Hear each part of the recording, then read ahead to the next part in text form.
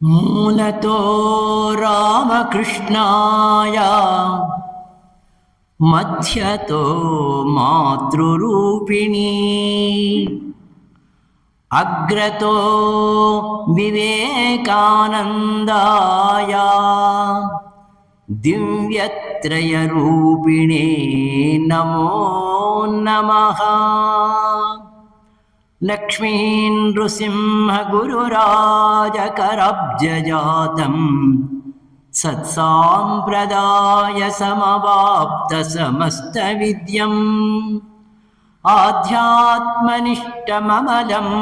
ಪರಿಶುದ್ಧ ಚಿತ್ತಂ ಸಿಂಹಾದ್ರಿನಾಮಕ ಗುರುಂ ಪ್ರಣತೋಸ್ಮಿ ನಿತ್ಯಂ. ಸಿಂಹಾದ್ರಿನಾಮಕ ಗುರುಂ ಪ್ರಣತೋಸ್ಮಿ ನಿತ್ಯಂ.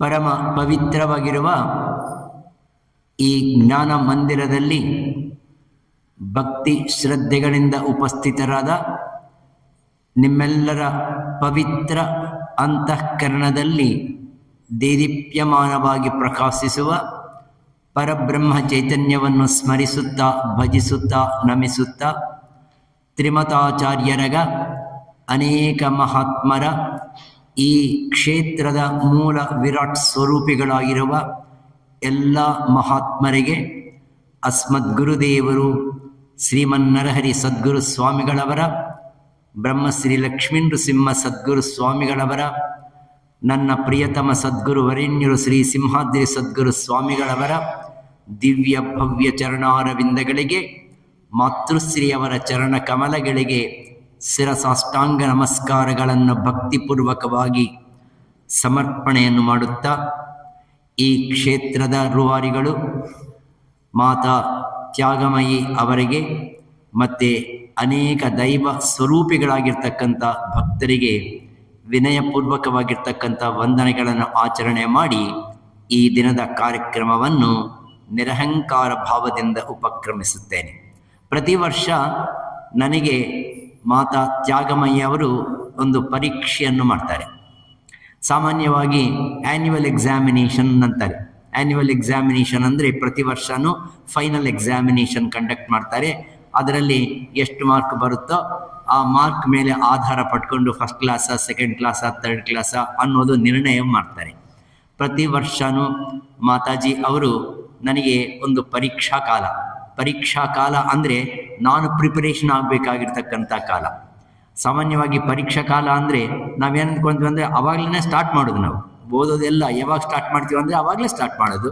ಹಾಗೆ ಪರೀಕ್ಷಾ ಕಾಲ ಇದು.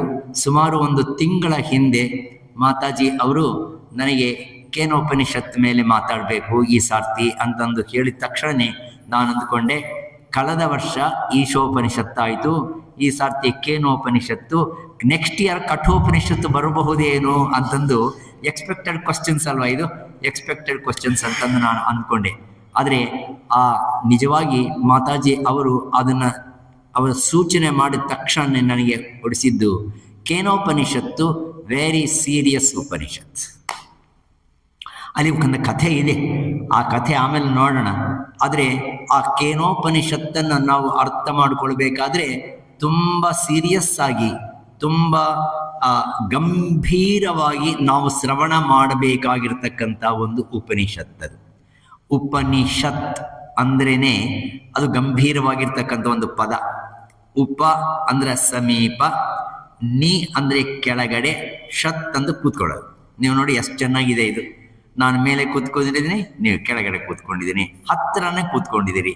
ಅಂದರೆ ಯಾವ ವಿಷಯವನ್ನಾದರೆ ಗುರುಗಳ ಹತ್ತಿರ ಅವರು ಹೇಳ್ತಕ್ಕಂಥ ಬೋಧೆಯನ್ನು ಸ್ವೀಕಾರ ಮಾಡುವ ಶಿಷ್ಯನು ಕೆಳಗಡೆ ಕೂತ್ಕೊಂಡು ಶ್ರವಣವನ್ನು ಮಾಡ್ತಕ್ಕಂಥ ಯಾವ ಸಂದರ್ಭವಿದೆಯೋ ಅದು ಉಪನಿಷತ್ ಸಂದರ್ಭ ಅಂತಂದು. ಆ ಪದಕ್ಕೇ ಆ ಅರ್ಥ ಅದು.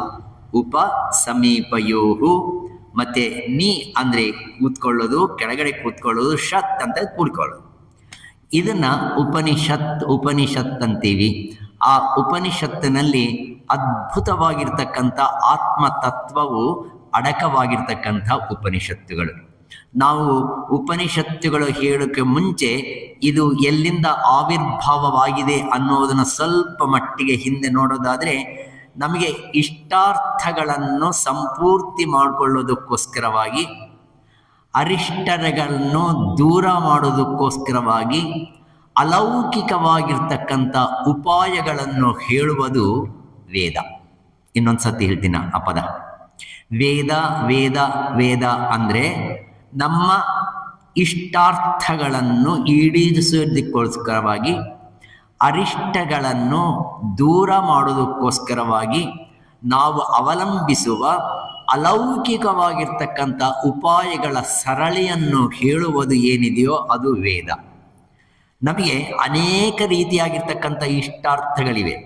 ಎರಡು ತರಹ ಇಷ್ಟಾರ್ಥಗಳು, ಒಂದು ಲೌಕಿಕ, ಇನ್ನೊಂದು ಪಾರಮಾರ್ಥಿಕ. ಇಲ್ಲಿ ಯಾರು ಲೌಕಿಕ ಅರ್ಥಗಳನ್ನು ಬಯಸಿ ಬಂದಿರೋರು ಯಾರೂ ಇಲ್ಲ ಅಂತ ನನಗನ್ನಿಸ್ತೆ.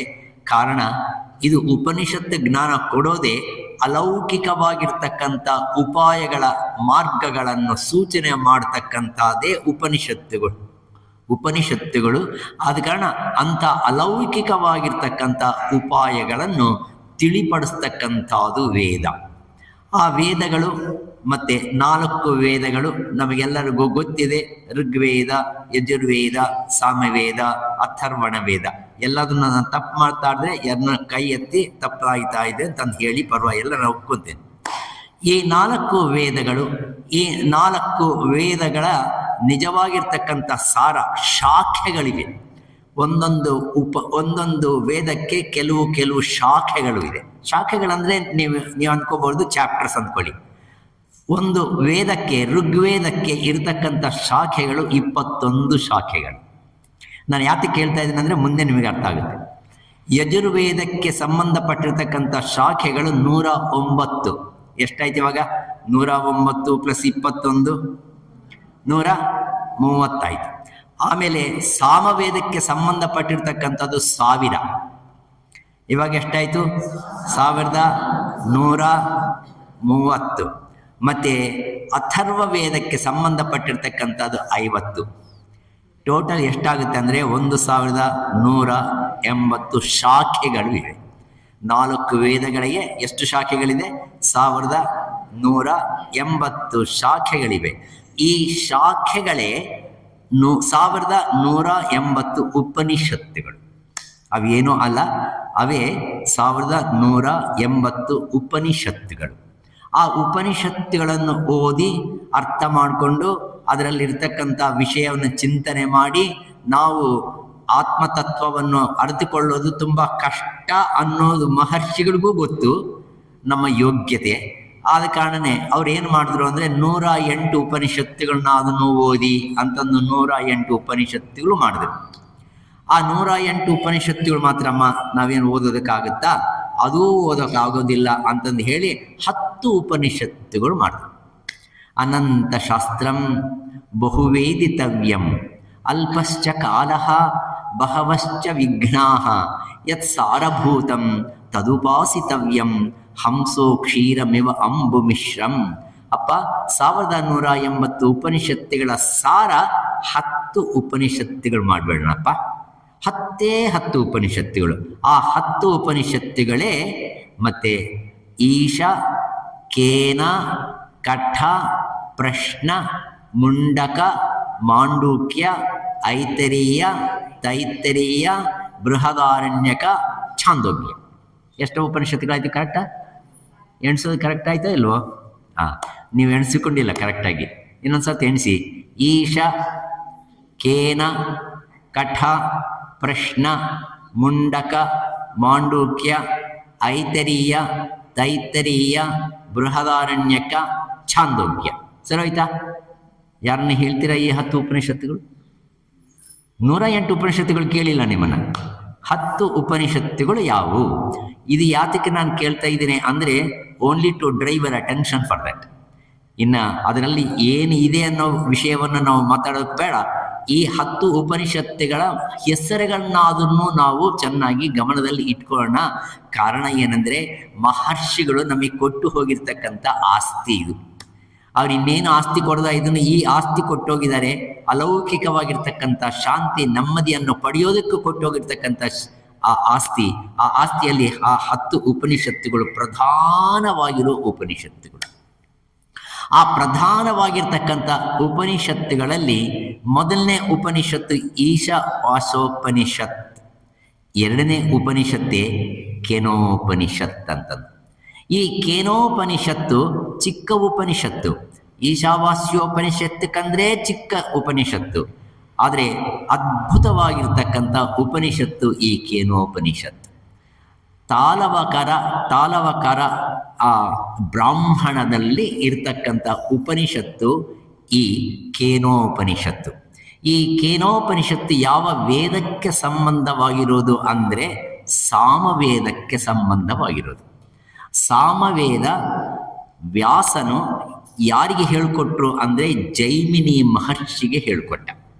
ವ್ಯಾಸ ಮುನೀಂದ್ರರು ಋಗ್ವೇದವನ್ನು ಪೈಲನಿಗೆ, ಯಜುರ್ವೇದವನ್ನು ವೈಶಂಪಾಯನಿಗೆ, ಸಾಮವೇದವನ್ನು ಮತ್ತು ಜೈಮಿನಿಗೆ ಮತ್ತು ಅಥರ್ವ ವೇದವನ್ನು ಸುಮಂತನಿಗೆ ಹೇಳಿ ನೀವು ಪ್ರಚಾರ ಮಾಡಿ ಅಂತಂದು ಹೇಳಿದ.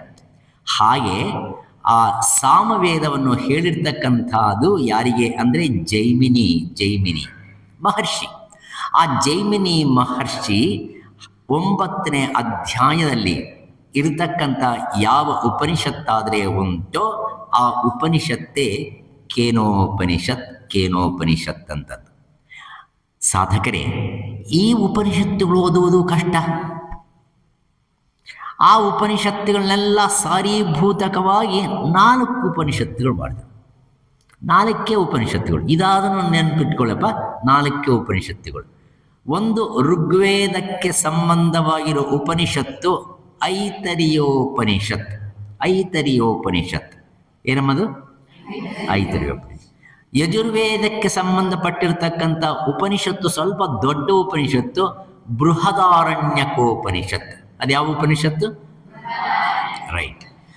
3ನೇದು ಸಾಮವೇದಕ್ಕೆ ಸಂಬಂಧವಾಗಿರ್ತಕ್ಕಂಥ ಉಪನಿಷತ್ತು ಛಾಂದೋಗ್ಯೋಪನಿಷತ್. ಏನದು? ಛಾಂದೋಗ್ಯೋಪನಿಷತ್. 4ನೇ ವೇದ ಅಥರ್ವ ವೇದಕ್ಕೆ ಸಂಬಂಧವಾಗಿರ್ತಕ್ಕಂಥ ಉಪನಿಷತ್ತೇ ಚಿಕ್ಕದಾಗಿರ್ತಕ್ಕಂಥ ಉಪನಿಷತ್ತು ಮಾಂಡೂಕ್ಯೋಪನಿಷತ್. ಎಷ್ಟು ಉಪನಿಷತ್ತುಗಳಾಯ್ತು ಇವಾಗ? ಸೊ ವೇದಗಳನ್ನು ಬಿಟ್ಬಿಡೋಣ, 1180 ಉಪನಿಷತ್ತುಗಳನ್ನು ಬಿಡೋಣ, 10 ಉಪನಿಷತ್ತುಗಳನ್ನು ಬಿಡೋಣ, ಎಷ್ಟು ಉಪನಿಷತ್ತುಗಳನ್ನ ಹಿಡ್ಕೊಳ್ಳೋಣ? ಈ 4 ಉಪನಿಷತ್ತುಗಳ ಸಾರೀಭೂತಕವಾಗಿರ್ತಕ್ಕಂಥ 4 ವಾಕ್ಯ ಇದೆ. ಅಷ್ಟಾದನ್ನು ನೆನ್ಪಿಟ್ಕೊಳ್ಳೋಣ. 4 ಎಷ್ಟು ಸೂಕ್ಷ್ಮ ಆಯಿತು? ಅಷ್ಟು ಸೂಕ್ಷ್ಮವಾಗಾಯಿತು. ಅಷ್ಟೇ ಅದನ್ನು ವಿಶದೀಕರಣ ಮಾಡಬೇಕಾದ್ರೆ, ವಿಚಾರವನ್ನು ಮಾಡಬೇಕಾದ್ರೆ ಬೃಹದಾಕಾರವಾಗಿರ್ತಕ್ಕಂಥದ್ದಾಗುತ್ತೆ. ಯಾವ ರೀತಿಯಾಗಿ ಒಂದು ಆಲದ ಮರ ಚಿಕ್ಕ ಬೀಜ, ಆದರೆ ಮರ ಮಾತ್ರ ನೋಡಿದ್ರೆ ಎಷ್ಟು ವಿಶಾಲವಾಗಿ ಉದ್ಧೃತವಾಗಿ ಇರುತ್ತೋ ಹಾಗೆ ಒಂದೊಂದು ವಾಕ್ಯ ಒಂದೊಂದು ಬೀಜ. ಆ ಒಂದೊಂದು ಬೀಜದಿಂದ ಮಹಾವೃಕ್ಷವು ಅದರ ಪ್ರಕಟಣವಾಗುತ್ತೆ ಹೊರತು ಅನ್ಯವಲ್ಲ. ಋಗ್ವೇದದ ಸಾರೀಭೂತಕವಾಗಿರ್ತಕ್ಕಂಥ ಐತರಿಯೋಪನಿಷತ್ತಿನ ವಾಕ್ಯ ಮರಿಬೇಡಿ. ಯಾರಿಗಾನ ಜ್ಞಾಪಕ ಇದೆಯಾ? ಹಿಂದೆ ಹೇಳಿದ್ದೀನಿ ನಾನು. 1 ವರ್ಷ ಆಯಿತು ಇನ್ನೆಂಥದ್ದು ಜ್ಞಾಪಕ ಇಟ್ಕೊಳ್ಳೋದು, ತುಂಬ ವರ್ಷ ಆಯಿತು. ಪ್ರಜ್ಞಾನಂ ಬ್ರಹ್ಮ. ಏನದು? ಪ್ರಜ್ಞಾನಂ ಬ್ರಹ್ಮ. 2 ಪದ. ಪ್ರಜ್ಞಾನ ಅನ್ನೋದು, ಬ್ರಹ್ಮ ಅನ್ನೋ 2 ಪದ. ಈ ವಾಕ್ಯ ಋಗ್ವೇದದ ಐತರಿಯೋಪನಿಷತ್ತಿನಲ್ಲಿರುವ ಇದು ವಾಕ್ಯ. ಅದರ ಅರ್ಥ ಆಮೇಲೆ ಹೇಳೋಣ. ಯಜುರ್ವೇದದ ಸಾರೀಭೂತಕವಾಗಿರ್ತಕ್ಕಂಥ ಉಪನಿಷತ್ತು ಬೃಹದಾರಣ್ಯಕೋಪನಿಷತ್. ಬೃಹದಾರಣ್ಯಕೋಪನಿಷತ್ತಿನ ವಾಕ್ಯ ಅಹಂ ಬ್ರಹ್ಮಾಸ್ಮಿ. ಅದು ಎಷ್ಟು ಪದ? 2 ಪದ. ಮೊದಲನೇದು ಅದೇನದು? ಪ್ರಜ್ಞಾನಂ. ಮರಿಬೇಡಿ, ಮತ್ತೆ ಕೇಳ್ತೀನಿ. ಪ್ರಜ್ಞಾನಂ ಬ್ರಹ್ಮ. 2ನೇದು ಅಹಂ ಬ್ರಹ್ಮಾಸ್ಮಿ. 3ನೇ ವೇದ ಸಾಮವೇದ, ಅದಕ್ಕೆ ಸಂಬಂಧಪಟ್ಟಿರ್ತಕ್ಕಂಥ ಉಪನಿಷತ್ತು ಛಾಂದೋಗ್ಯೋಪನಿಷತ್. ಅದರ ವಾಕ್ಯ ಮಹಾವಾಕ್ಯ ಅದು 2 ಪದ. ತತ್ವಮಸಿ. ಏನದು? ತತ್ವಮಸಿ. 4ನೇ ವೇದ ಅಥರ್ವ ವೇದ, ಮಾಂಡೂಕ್ಯೋಪನಿಷತ್ತು ಅದರ ಸಾರೀಭೂತಕವಾಗಿರ್ತಕ್ಕಂಥ ಉಪನಿಷತ್ತು.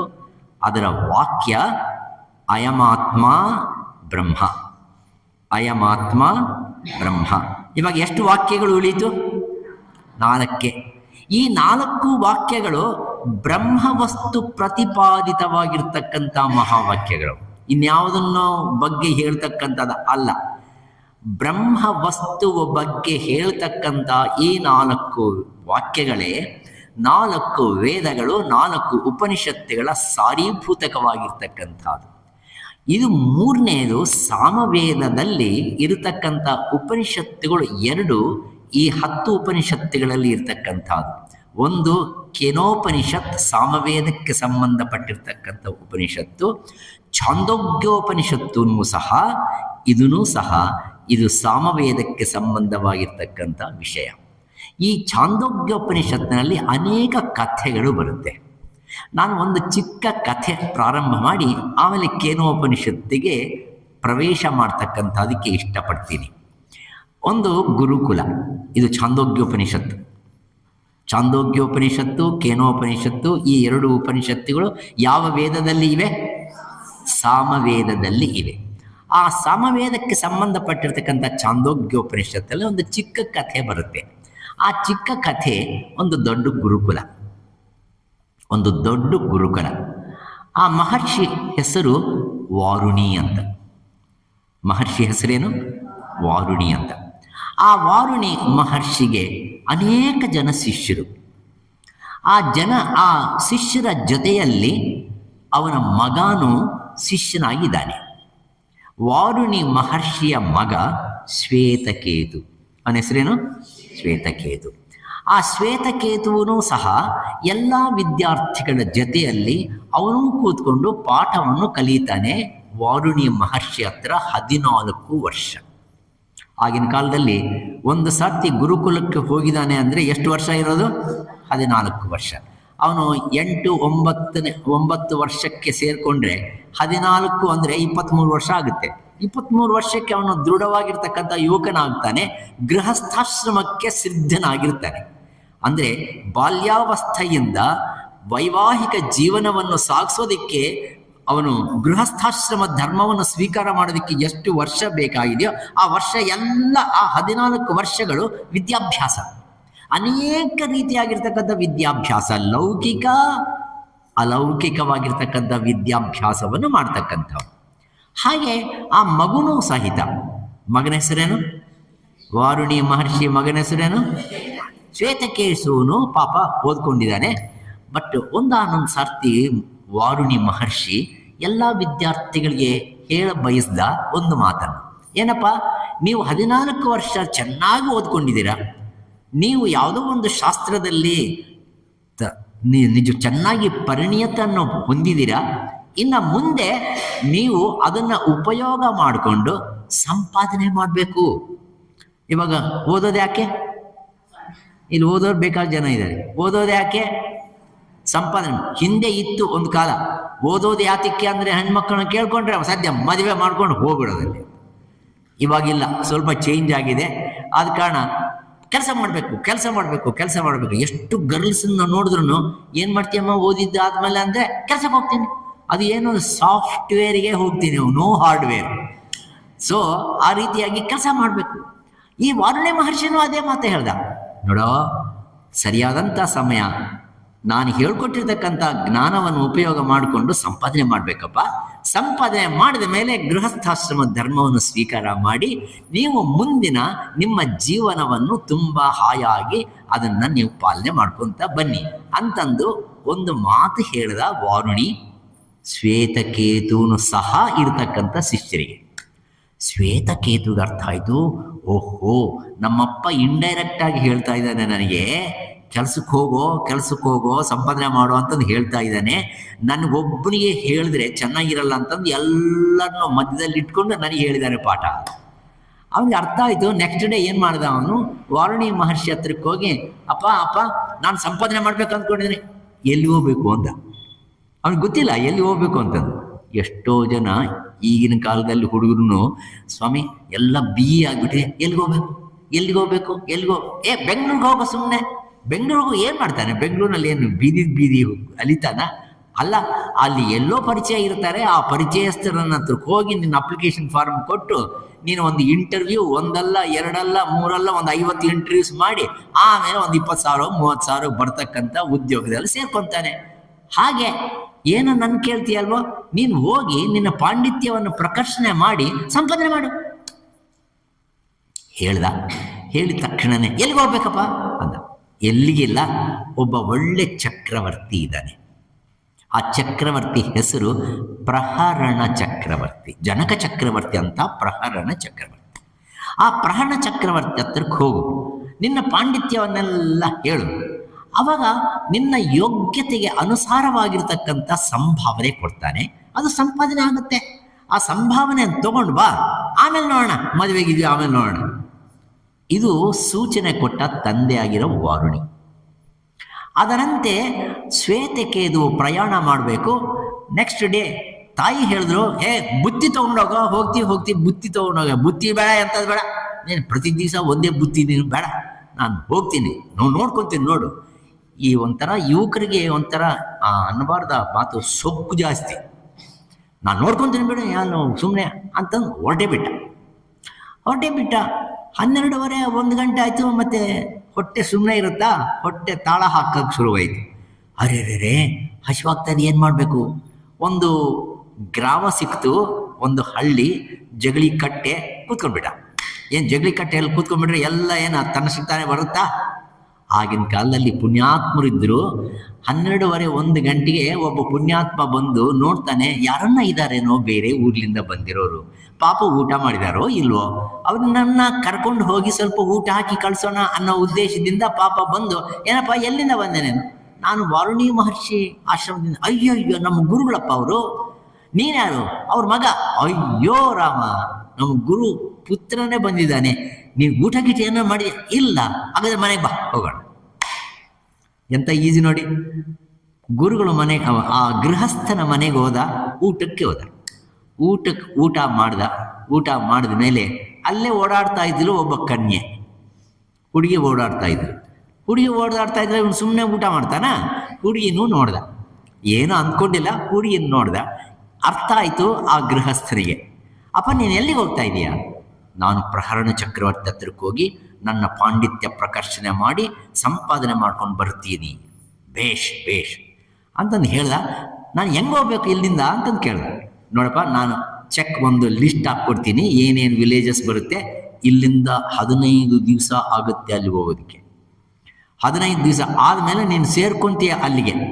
ಆ ಸೇರ್ಕೊಂಡ ಮೇಲೆ ನೀನು ಪ್ರಹರಣ ಚಕ್ರವರ್ತಿ ಹತ್ರ ನಿನ್ನ ಪಾಂಡಿತ್ಯವನ್ನು ಪ್ರಕರ್ಷಣೆ ಮಾಡಪ್ಪ ಅಂತ. ಸರಿ, ಅದರಂತೆ ಇವನು ಪಾಪ ಯಾವ ಹಾದಿ ಹೋಗಬೇಕೋ ಆ ಹಾದಿಯಲ್ಲಿ ಹೋಗ್ತಾ ಅವ್ರನ್ನ ಭೇಟಿ ಮಾಡಿ, ಇವ್ರನ್ನ ಭೇಟಿ ಮಾಡಿ 15 ದಿವಸ ಪೂರ್ತಿ ಆದ.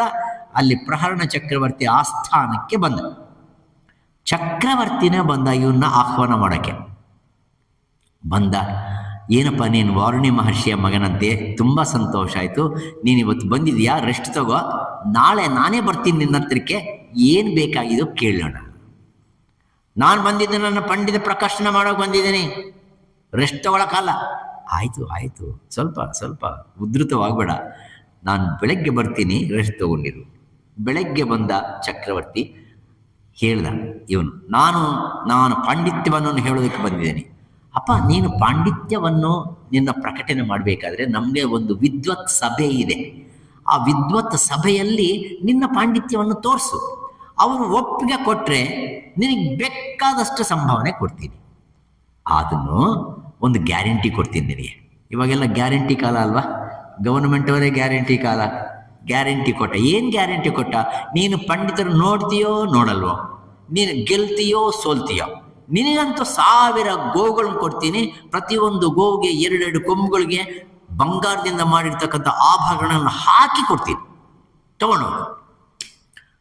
ಇದು ಯಾಕೆ ಹೇಳ್ದ ಅಂದರೆ, ರಾಜ ಇವನಲ್ಲಿ ಏನಕ್ಕೋಸ್ಕರ ಬಂದಿದ್ದಾನೆ ಅಂತ.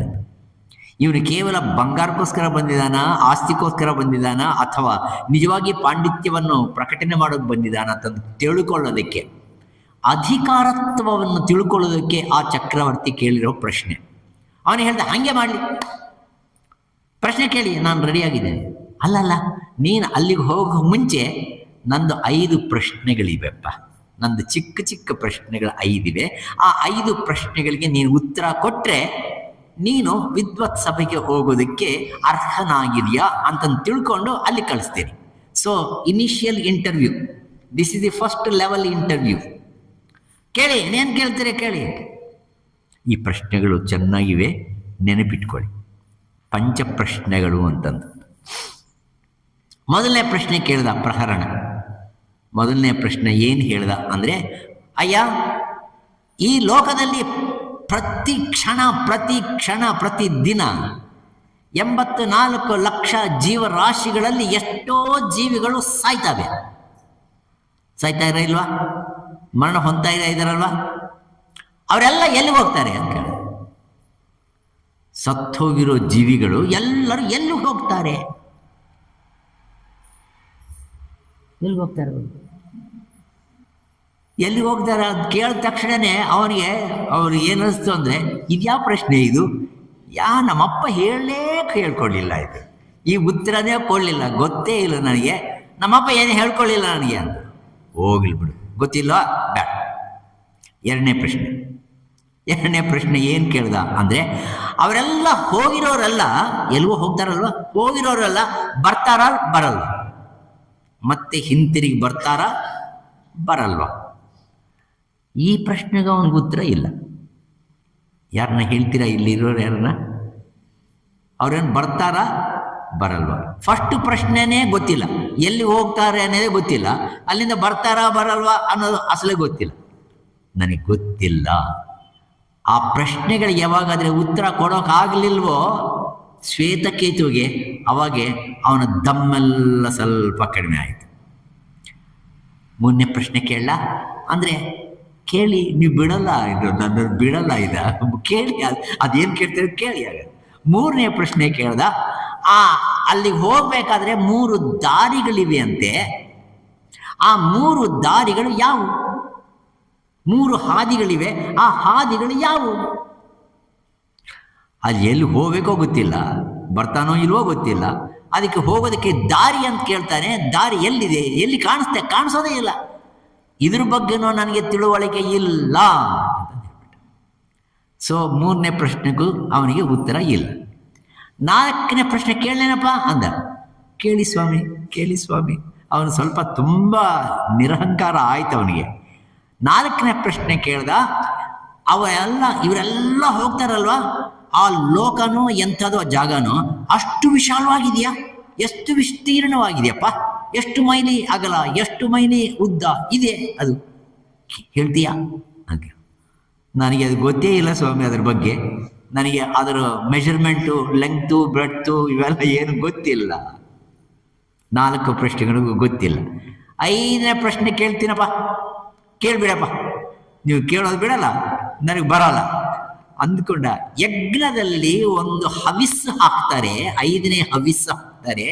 ಅದು ಘನ ಪದಾರ್ಥವೂ ಅಲ್ಲ, ದ್ರವ ಪದಾರ್ಥವೂ ಅಲ್ಲ, ಇನ್ನೊಂದು ರೀತಿಯಾಗಿರ್ತಕ್ಕಂಥ ಪದಾರ್ಥ. ಆ ಪದಾರ್ಥಕ್ಕೆ ಹೆಸರೇನು ಅಂತ ಕೇಳಿದ. ಗೊತ್ತಿಲ್ಲ. ಪ್ರಹರಣ ಚಕ್ರವರ್ತಿ ಹೇಳಿದ, ಈ 5 ಪ್ರಶ್ನೆಗಳಿಗೆ ನಿನಗೆ ಉತ್ತರ ಕೊಡಲಿಲ್ಲ ಆದ ಕಾರಣ ನೀನು ವಿದ್ವತ್ ಸಭೆಗೆ ಹೋಗೋದಕ್ಕೆ ಅರ್ಹನ ಅಲ್ಲ. ಆದರೆ ಸಂಕೋಚ ಬೇಡ, ನಿನಗೆ ನಾನು ಯಾವಾಗಲೇ ಹೇಳಿದ್ದೀನಿ, ಇದಕ್ಕೆ ಆನ್ಸರ್ ಕೊಟ್ಟರು ಕೊಡದಾಗಿದ್ರು 1000 ಗೋವುಗಳು ಕೊಡ್ತೀನಿ, ಅದಕ್ಕೆ ಕೊಂಬುಗಳಿಗೆ ಬಂಗಾರ ಅಲಂಕಾರ ಮಾಡಿಕೊಡ್ತೀನಿ, ಅದನ್ನು ನಿನ್ನ ಕರ್ಕೊಂಡು ಬರೋದಕ್ಕೆ 5 ಜನ ಕಳಿಸ್ತೀನಿ. ನೀನು ಅವೆಲ್ಲ ತಗೊಂಡು ನೀನು ವಾರುಣಿ ಮಹರ್ಷಿಯ ಆಶ್ರಮಕ್ಕೆ ಹೋಗಬಹುದು ಅಂತಂದು ತುಂಬ ಮರ್ಯಾದೆಯಿಂದ ಗೌರವದಿಂದ ಹೇಳ್ದ. ಎಷ್ಟು ಪ್ರಶ್ನೆಗಳು ಆತ್ಮೀಯರೇ? ಆ 5 ಪ್ರಶ್ನೆಗಳಲ್ಲಿ 3ನೇ ಪ್ರಶ್ನೆ ನಾನು ಹೇಳಿದೆ ನಿಮಗೆ. ಇಲ್ಲಿಂದ ಅಲ್ಲಿಗೆ ಹೋಗತಕ್ಕಂಥದಕ್ಕೆ ಹಾದಿಗಳು ಎಷ್ಟಿವೆ? 3. ಆ ಹಾದಿಗಳೇ, ಒಂದು ದೇವಯಾನ, ಇನ್ನೊಂದು ಪಿತೃಯಾನ, ಇನ್ನೊಂದು ನೀಚಯಾನ. ದೇವಯಾನಕ್ಕೆ ಹೋಗೋರು ಯಾರು ಅಂದರೆ ಪರಮ ಜ್ಞಾನಿಗಳು, ಈ ಜೀವನದಲ್ಲಿ ಕಷ್ಟಪಟ್ಟು ಆತ್ಮಜ್ಞಾನವನ್ನು ಚೆನ್ನಾಗಿ ಅಭ್ಯಾಸವನ್ನು ಮಾಡಿಕೊಂಡು ತನ್ನ ಸ್ವರೂಪವು ಆತ್ಮಸ್ವರೂಪವು ಅನ್ನೋ ನಿರ್ಧಾರಣೆ ಮಾಡಿಕೊಂಡಿರ್ತಕ್ಕಂಥ ಅಪರೋಕ್ಷ ಜ್ಞಾನಿಗಳು, ಸಿದ್ಧಿ ಪುರುಷರು, ರಾಮಕೃಷ್ಣ ಪರಮಹಂಸ ಅಂತವ್ರು. ಅವರು ಹೋಗೋ ದಾರಿಯೇ ದೇವಯಾನ. ಇನ್ನು ಎರಡನೇ ಯಾನ ಇದೆ, ಪಿತೃಯಾನ. ನಾವೆಲ್ಲರೂ ಸತ್ಕರ್ಮಾನುಷ್ಠಾನ ಮಾಡ್ತೀವಿ, ತೀರ್ಥಯಾತ್ರೆ ಮಾಡ್ತೀವಿ, ಪುಣ್ಯ ಮಾಡ್ತೀವಿ, ಅದು ಮಾಡ್ತೀವಿ, ಇದು ಮಾಡ್ತೀವಿ, ಎಲ್ಲ ಒಳ್ಳೆ ಕೆಲಸ ಮಾಡ್ತೀವಿ. ಆದರೆ ಜ್ಞಾನ, ಆತ್ಮಜ್ಞಾನ ಪಡೆದು ರಾಮಕೃಷ್ಣ ಪರಮಹಂಸರು ಯಾವ ಸ್ಥಿತಿಯಲ್ಲಿದ್ದರೋ ಆ ಸ್ಥಿತಿಗೆ ನಾವು ಹೋಗೋಕ್ಕಾಗಲ್ಲ. ಆದರೆ ನೀಚವಾಗಿರ್ತಕ್ಕಂಥ ಸ್ಥಿತಿಗೆ ದಿಗಜಾರೋಕ್ಕಾಗೋದಿಲ್ಲ. ಅಂಥ ಕರ್ಮಿಷ್ಠಿಗಳು, ಉಪಾಸನ ಮಾರ್ಗದಲ್ಲಿರ್ತಕ್ಕಂಥವ್ರು, ಕರ್ಮ ಮಾರ್ಗದಲ್ಲಿರ್ತಕ್ಕಂಥವ್ರು, ಅವ್ರು ಎಲ್ಲಿಗೆ ಹೋಗ್ತಾರೆ ಅಂದರೆ, ಯಾವ ದಾರಿಯಲ್ಲಿ ಹೋಗ್ತಾರೆ ಅಂದರೆ ಪಿತೃಯಾನ ಅನ್ನೋ ದಾರಿಯಲ್ಲಿ ಹೋಗ್ತಾರೆ. ಇನ್ನು ಮೂರನೇ ದಾರಿ ಇದೆ ಅಲ್ವಾ, ಅವರು ಯಾರು ಹೋಗ್ತಾರೆ ಅಂದರೆ ಪರಮ ಪಾಪಿಷ್ಟಿ ಜನ, ದುರ್ಮಾರ್ಗರು, ಪರೋಪಕಾರವನ್ನು ಸ್ಮರಣೆ ಮಾಡ್ದಾ ಇರ್ತಕ್ಕಂಥವ್ರು, ಯಾವಾಗಲೂ ರಾಕ್ಷಸ ಕೃತ್ಯಗಳನ್ನು ಮಾಡ್ತಕ್ಕಂಥವ್ರು, ಇನ್ನೊಬ್ಬರಿಗೆ ಎಷ್ಟು ಸಂಕಟ ಕೊಡಬೇಕು ಅನ್ನೋದನ್ನ ಮಾತ್ರನೇ ಯೋಚನೆ ಮಾಡ್ತಕ್ಕಂಥ ದುರ್ಮಾರ್ಗರು ಯಾರಿದಾರೋ ಅವ್ರು ಎಲ್ಲಿ ಹೋಗ್ತಾರೆ, ಯಾವ ದಾರಿಯಲ್ಲಿ ಹೋಗ್ತಾರೆ ಅಂದರೆ ನೀಚಯಾನದಲ್ಲಿ ಹೋಗ್ತಾರೆ. ಈ ಮೂರು ಹಾದಿಗಳು ನಿನಗೂ ನನಗೂ ಎಲ್ಲರಿಗೂ ಈ ಮೂರು ಹಾದಿಗಳು ತೆಗೆದು ಇಟ್ಟಿದ್ದಾರೆ. ನಾವು ಯಾವ ಹಾದಿಗಳಲ್ಲಿ ಹೋಗ್ತೀವೋ ನಮಗೆ ಗೊತ್ತಿಲ್ಲ. ಇವಾಗ ನೀವು ನಿರ್ಧಾರಣೆ ಮಾಡಿ, ಚಾಯ್ಸ್ ಇಸ್ ಯುವರ್ಸ್. ದೇವಯಾನದಕ್ಕೆ ಹೋಗ್ತಿರೋ, ಪಿತೃಯಾನದಲ್ಲಿ ಮಾರ್ಗದಲ್ಲಿ ಹೋಗ್ತಿರೋ, ನೀಚಯಾನದಲ್ಲಿ ಮಾಡ್ತಿರೋ, ಆಯಾ ದಾರಿಯಲ್ಲಿ ಹೋಗಬೇಕಾದ್ರೆ ಯಾವ ರೀತಿಯಾಗಿರ್ತಕ್ಕಂಥ ಪ್ರಿಪರೇಷನ್ ನೀವು ಮಾಡ್ಕೊಂಡಿರಬೇಕು, ಯಾವ ಸಿದ್ಧತೆ ನೀವು ಮಾಡ್ಕೊಂಡಿರಬೇಕು, ಯಾವ ಕ್ವಾಲಿಫಿಕೇಶನ್ ನಿಮ್ಮಲ್ಲಿ ಇರಬೇಕು ಅನ್ನೋದನ್ನು ನಿರ್ಣಯವನ್ನು ಮಾಡ್ಕೊಳ್ಳೋದು ಯಾರು? ಆ ನಿರ್ಣಯವನ್ನು ಮಾಡ್ಕೊಳ್ತಕ್ಕಂಥದ್ರಲ್ಲಿ Devayana very very very good, royal road. ಆದರೆ ಅದಕ್ಕೆ ಪ್ರಿಪರೇಷನ್ ತುಂಬ ಜಾಸ್ತಿ. ಅಂಥ ಪ್ರಿಪರೇಷನ್ ಜಾಸ್ತಿ ಆಗಿರ್ತಕ್ಕಂಥ ದೇವಯಾನದಲ್ಲಿ ಹೋಗಬೇಕಾದ್ರೆ ಆತ್ಮಜ್ಞಾನವನ್ನು ಸರಿಯಾದಂಥ ರೀತಿಯಾಗಿ ಕ್ಷುಣ್ಣವಾಗಿ ಅಭ್ಯಾಸವಕ್ಕೆ ನಾವು ಅನುಷ್ಠಾನಕ್ಕೆ ತಂದುಕೊಂಡಿರತಕ್ಕಂಥ ಮಾತ್ರನೇ ದೇವಯಾನಕ್ಕೆ ಹೋಗ್ತಾರೆ. ಅಂಥ ದೇವಯಾನ ಆ ಮಾರ್ಗವನ್ನು ಅವಲಂಬಿಸಿ ಹೋಗಬೇಕಾದ್ರೆ ನೀವು ಓದಬೇಕಾಗಿರ್ತಕ್ಕಂಥ ಉಪನಿಷತ್ತು ಕೇನೋಪನಿಷತ್ತು. ಆ ಉಪನಿಷತ್ತಿಗೂ ಈ ಉಪನಿಷತ್ತಿಗೂ ಇದು ನಿಜವಾಗಿರ್ತಕ್ಕಂಥ ಕನೆಕ್ಷನ್. ನೀವು ದೇವಯಾನದಲ್ಲಿ ಪ್ರಯಾಣ ಮಾಡ್ಬೇಕಂತೀರಾ, ಒಂದು ಸಾರ್ತಿ ಹೋದರೆ ಮತ್ತೆ ಬರದೇ ಇರತಕ್ಕಂಥ ಒಂದು ಜಾಗಕ್ಕೆ ನೀವು ಹೋಗಬೇಕು ಅನ್ನೋದಾದರೆ ನಿಮ್ಮ ಪ್ರಿಪರೇಷನ್ ಏನಾಗಬೇಕೋ ಆ ಪ್ರಿಪರೇಷನ್ ಮಾಡಿಕೊಳ್ಳೋದಕ್ಕೆ ನಿಜವಾಗಿರ್ತಕ್ಕಂಥ ಪ್ರಾತಿಪದಿಕ ಫೌಂಡೇಶನ್ ಎಲ್ಲಿದೆ ಅಂದರೆ ಕೇನೋಪನಿಷತ್ತಿನಲ್ಲಿದೆ. ಕೇನೋಪನಿಷತ್ ಅನ್ನುವ ಉಪನಿಷತ್ತಿನಲ್ಲಿ 4 ಘಟ್ಟಗಳಿವೆ ಅಥವಾ 4 ಚಾಪ್ಟರ್ಸ್ ಇವೆ, ಖಂಡಗಳಿವೆ. ಮೊದಲನೇ ಖಂಡ ಏನು ಹೇಳುತ್ತೆ ಅಂದರೆ ಆತ್ಮವಸ್ತು ಅಂದರೆ ಏನು, ಅದು ಆತ್ಮವಸ್ತು ಅಂದರೆ ಏನದು, ಎಲ್ಲೋ ಹೇಳೋದಲ್ಲ, ನೀನು ಎಲ್ಲೋ ತೋರಿಸೋದಲ್ಲ, ಪ್ರತ್ಯಕ್ಷವಾಗಿ ನಿನ್ನ ಅನುಭವಕ್ಕೆ ಬರೋ ರೀತಿಯಾಗಿ ಆತ್ಮವಸ್ತು ಅಂದರೆ ಏನು ಅನ್ನೋದನ್ನು ಸ್ಪಷ್ಟವಾಗಿ ನಿರ್ವಚನವನ್ನು ಮಾಡ್ತಕ್ಕಂಥ ಯಾವ ಖಂಡವಿದೆಯೋ ಅದನ್ನು ಮೊದಲನೇ ಖಂಡ. ಎರಡನೇ ಖಂಡ, ಅಂಥ ಆತ್ಮಜ್ಞಾನವನ್ನು ನಾವು ಯಾವ ರೀತಿಯಾಗಿ ಅದನ್ನು ಅರ್ಥ ಮಾಡ್ಕೋಬೇಕು ಅಂತಕ್ಕಂಥ ವಿವರಣ ಇರೋದು ಎರಡನೇ ಖಂಡ. ಮೂರನೇ ಖಂಡ, ಈ ವಿವರಣ ಸಂಬಂಧವಾಗಿರ್ತಕ್ಕಂಥ ಒಂದು ಕಥಾ, ಒಂದು ಉದಾಹರಣೆ, ಆ ಉದಾಹರಣೆ ಮೂರನೇ ಖಂಡ. ನಾಲ್ಕನೇದು, ಈ 3 ಖಂಡಗಳಲ್ಲಿ ನೀನು ತಿಳಿದುಕೊಂಡಿರ್ತಕ್ಕಂಥ ಜ್ಞಾನವನ್ನು ಅಭ್ಯಾಸ ಮಾಡಿದರೆ ನೀನು ಏನು ಫಲವನ್ನು ಪಡೀತೀಯ ಅನ್ನೋದನ್ನ 4ನೇ ಖಂಡ. ಮೊದಲನೇ ಖಂಡ ಏನು? ಮೊದಲನೇ ಖಂಡ ಆತ್ಮ ವಸ್ತು ನಿರ್ದೇಶವನ್ನು, ಅದರ ಲಕ್ಷಣವನ್ನು ತಿಳಿದುಕೊಳ್ಳೋದು ಮೊದಲನೇದು. ಎರಡನೇದು ಆ ಪ್ರಾಸೆಸ್ನಲ್ಲಿ ಯಾವ ರೀತಿಯಾಗಿ ನಾವು ಹೋಗಬೇಕು ಅನ್ನೋದನ್ನ ಎರಡನೇದು. ಮೂರನೇದು ಅದಕ್ಕೆ ಸಂಬಂಧಪಟ್ಟಿರ್ತಕ್ಕಂಥ ಒಂದು ನಿರ್ದೇಶನ, ಒಂದು ಎಕ್ಸಾಂಪಲ್, ಒಂದು ಕಥಾ, ಮೂರನೇ ಖಂಡ. 4ನೇ ಖಂಡ ಆ ಸಾಧನೆಯನ್ನು ಪಡೆಯೋದರಿಂದ ಬರ್ತಕ್ಕಂಥ ಫಲ, ಇದು 4ನೇದು.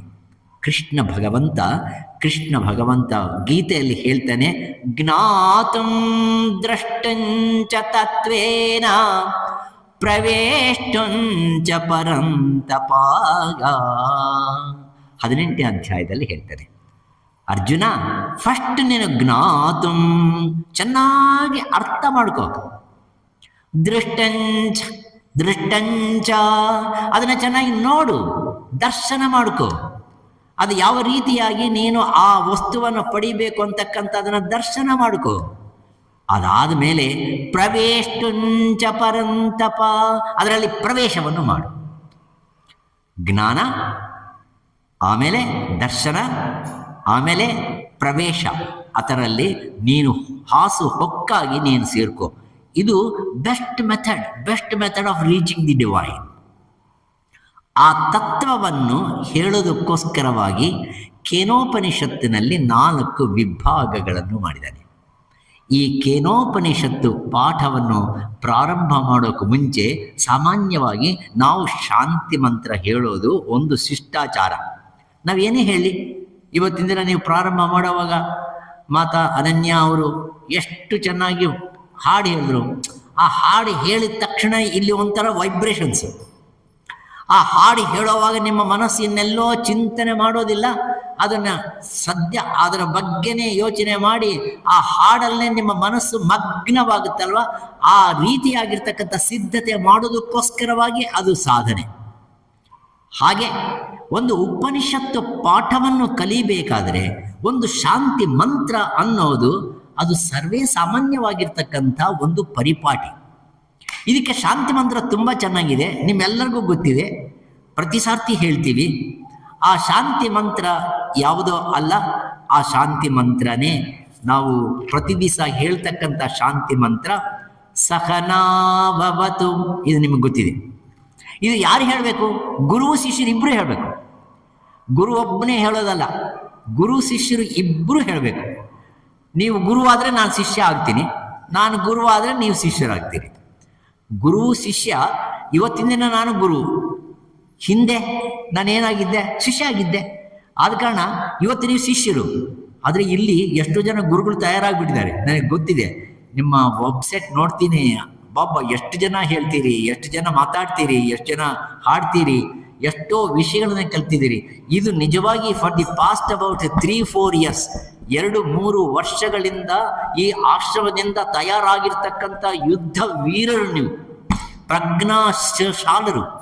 ಇಲ್ಲೇ ಅಲ್ಲ, ಮನೆಯಲ್ಲಿ ಕಾರ್ಯಕ್ರಮ ಮಾಡ್ತೀರಿ, ಮನೆಯಲ್ಲೇ ಕಾರ್ಯಕ್ರಮ ಮಾಡಿ ಅಲ್ಲಿ ಮತ್ತೆ ಒಳ್ಳೆ ಅಮೃತೋಪಮಾನವಾಗಿರ್ತಕ್ಕಂಥ ಒಂದು ಜ್ಞಾನವನ್ನು ಹರಿಸ್ತಾ ಇದ್ದೀರಿ. ಅಂದರೆ ಇದು ನೀವು ತಯಾರಾಗಿರ್ತಕ್ಕಂಥ ನಿಜವಾಗಿರ್ತಕ್ಕಂಥ ಒಂದು ಟ್ರೈನಿಂಗ್ ಗ್ರೌಂಡ್. ಆದ ಕಾರಣ ಒಂದಿನ ಶಿಷ್ಯನು, ಇನ್ನೊಂದಿನ ಏನಾಗ್ತಾನೆ? ಗುರು. ಆದ ಕಾರಣನೇ ಒಂದು ಹಾಡಿದೆ ತೆಲುಗಿನಲ್ಲಿ, ಗುರುವೇ ಶಿಷ್ಯೂಡಾಯ ಶಿಷ್ಯೂಡೆ ಗುರುವಾಯ ಗುರು ಶಿಷ್ಯೂಲ ನಡುಮಾ ಗುರಿ ಒಕ್ಕಟಾಯ. ಗುರುವೇ ಶಿಷ್ಯನಾಗ್ತಾನೆ, ಶಿಷ್ಯನೇ ಗುರು ಆಗ್ತಾನೆ, ಗುರು ಶಿಷ್ಯರ ಮಧ್ಯೆ ಗುರಿ ಏನಾಗುತ್ತೆ? ಆದ ಕಾರಣ ಈ ಮಂತ್ರವನ್ನು, ಈ ಶಾಂತಿ ಮಂತ್ರವನ್ನು ಹೇಳಬೇಕಾಗಿರೋದು ಎಲ್ಲರೂ ಹೇಳಬೇಕು, ಶಿಷ್ಯರು ಹೇಳಬೇಕು, ಗುರು ಹೇಳಬೇಕು. ಮತ್ತೆ ಹೇಳೋಣವಾ? ಓಂ ಸಹನಾ ಭವತು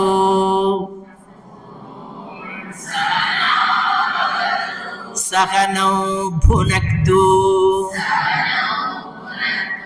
ಸಹ ವೀರ್ಯಂ ಕರವಾವಹೈ ತೇಜಸ್ವಿನಾವಧೀತಮಸ್ತು ಮಾ ವಿದ್ವಿಷಾವಹೈ. ಓಂ ಶಾಂತಿ ಶಾಂತಿ ಶಾಂತಿ.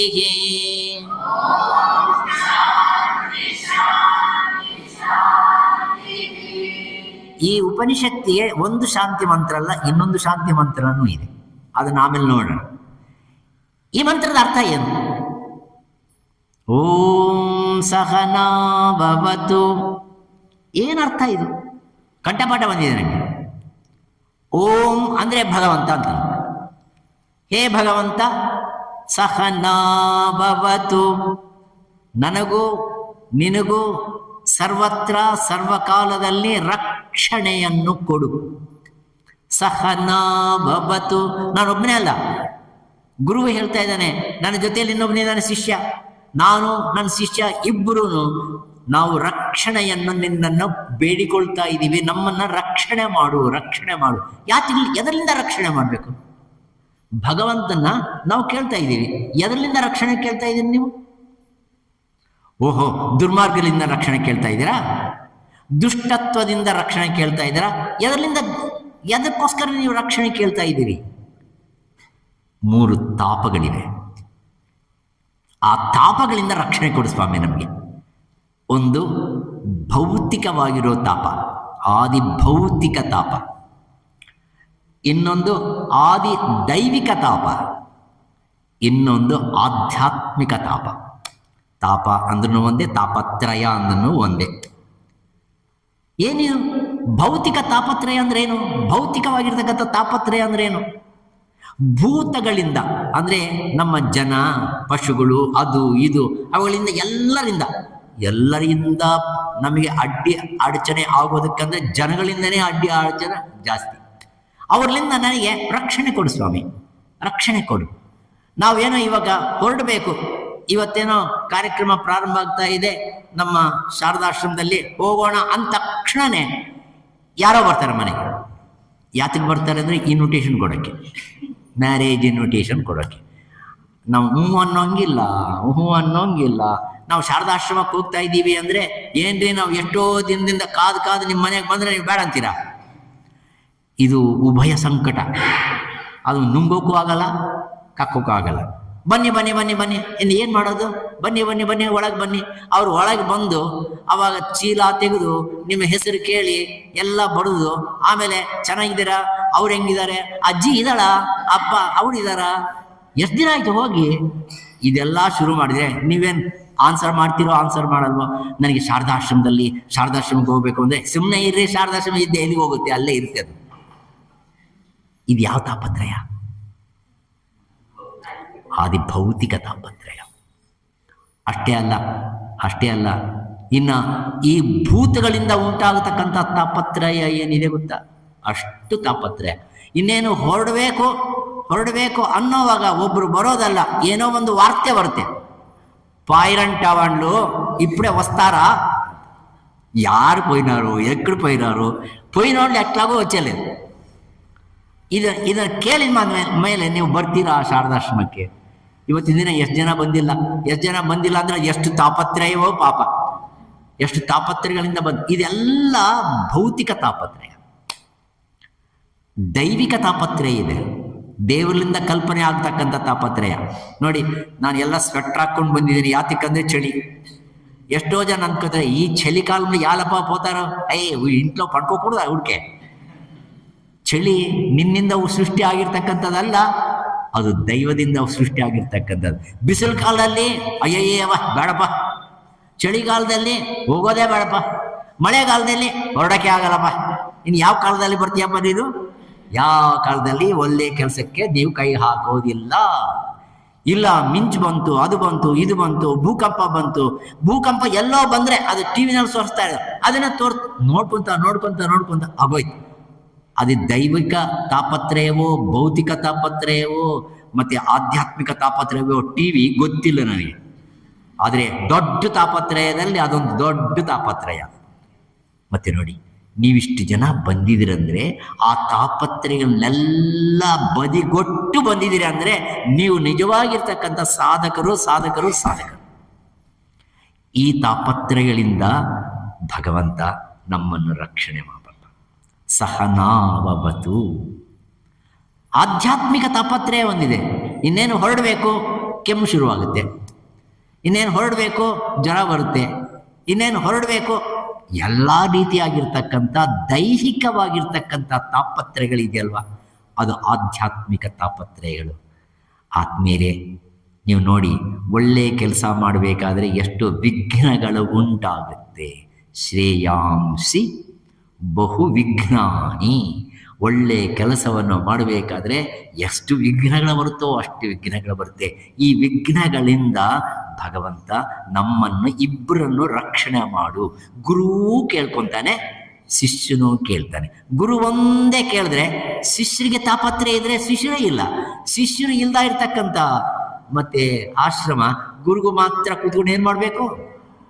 ಇಲ್ಲ, ಶಿಷ್ಯರೆಲ್ಲ ಬಂದು ಕೂತಿದ್ದಾರೆ, ಈ ಗುರುಗೆ ತಾಪತ್ರೆ ಆಯಿತು. ಇವ್ರಿಗೂ ತಾಪತ್ರೆ ಇರಬಾರ್ದು, ಅವ್ರಿಗೂ ತಾಪತ್ರೆ ಇರಬಾರ್ದು. ಆದ ಕಾರಣನೇ ಋಷಿ ಪುಂಗವರು ಈ ಪ್ರಾರ್ಥನೆಯನ್ನು ಮಾಡಿದ್ರು, ಸಹನಾವವತು ಸಹನೌ ಭುನಕ್ತು.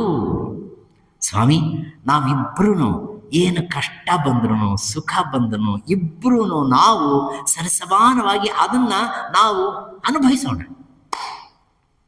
ಇಬ್ಬರು ಸೇರಿ ಏನನ್ನು ಸ್ವಲ್ಪ ತಾಪತ್ರೆ ಆಯಿತು, ಆ ತಾಪತ್ರೆ ಇದ್ರೆ ನಿನ್ನ ತಾಪತ್ರೆ ನನ್ನ ತಾಪತ್ರೆ ಒಂದೇನೋ, ಇಬ್ಬರು ಸೇರಿ ಅದನ್ನು ಅನುಭವಿಸೋಣ.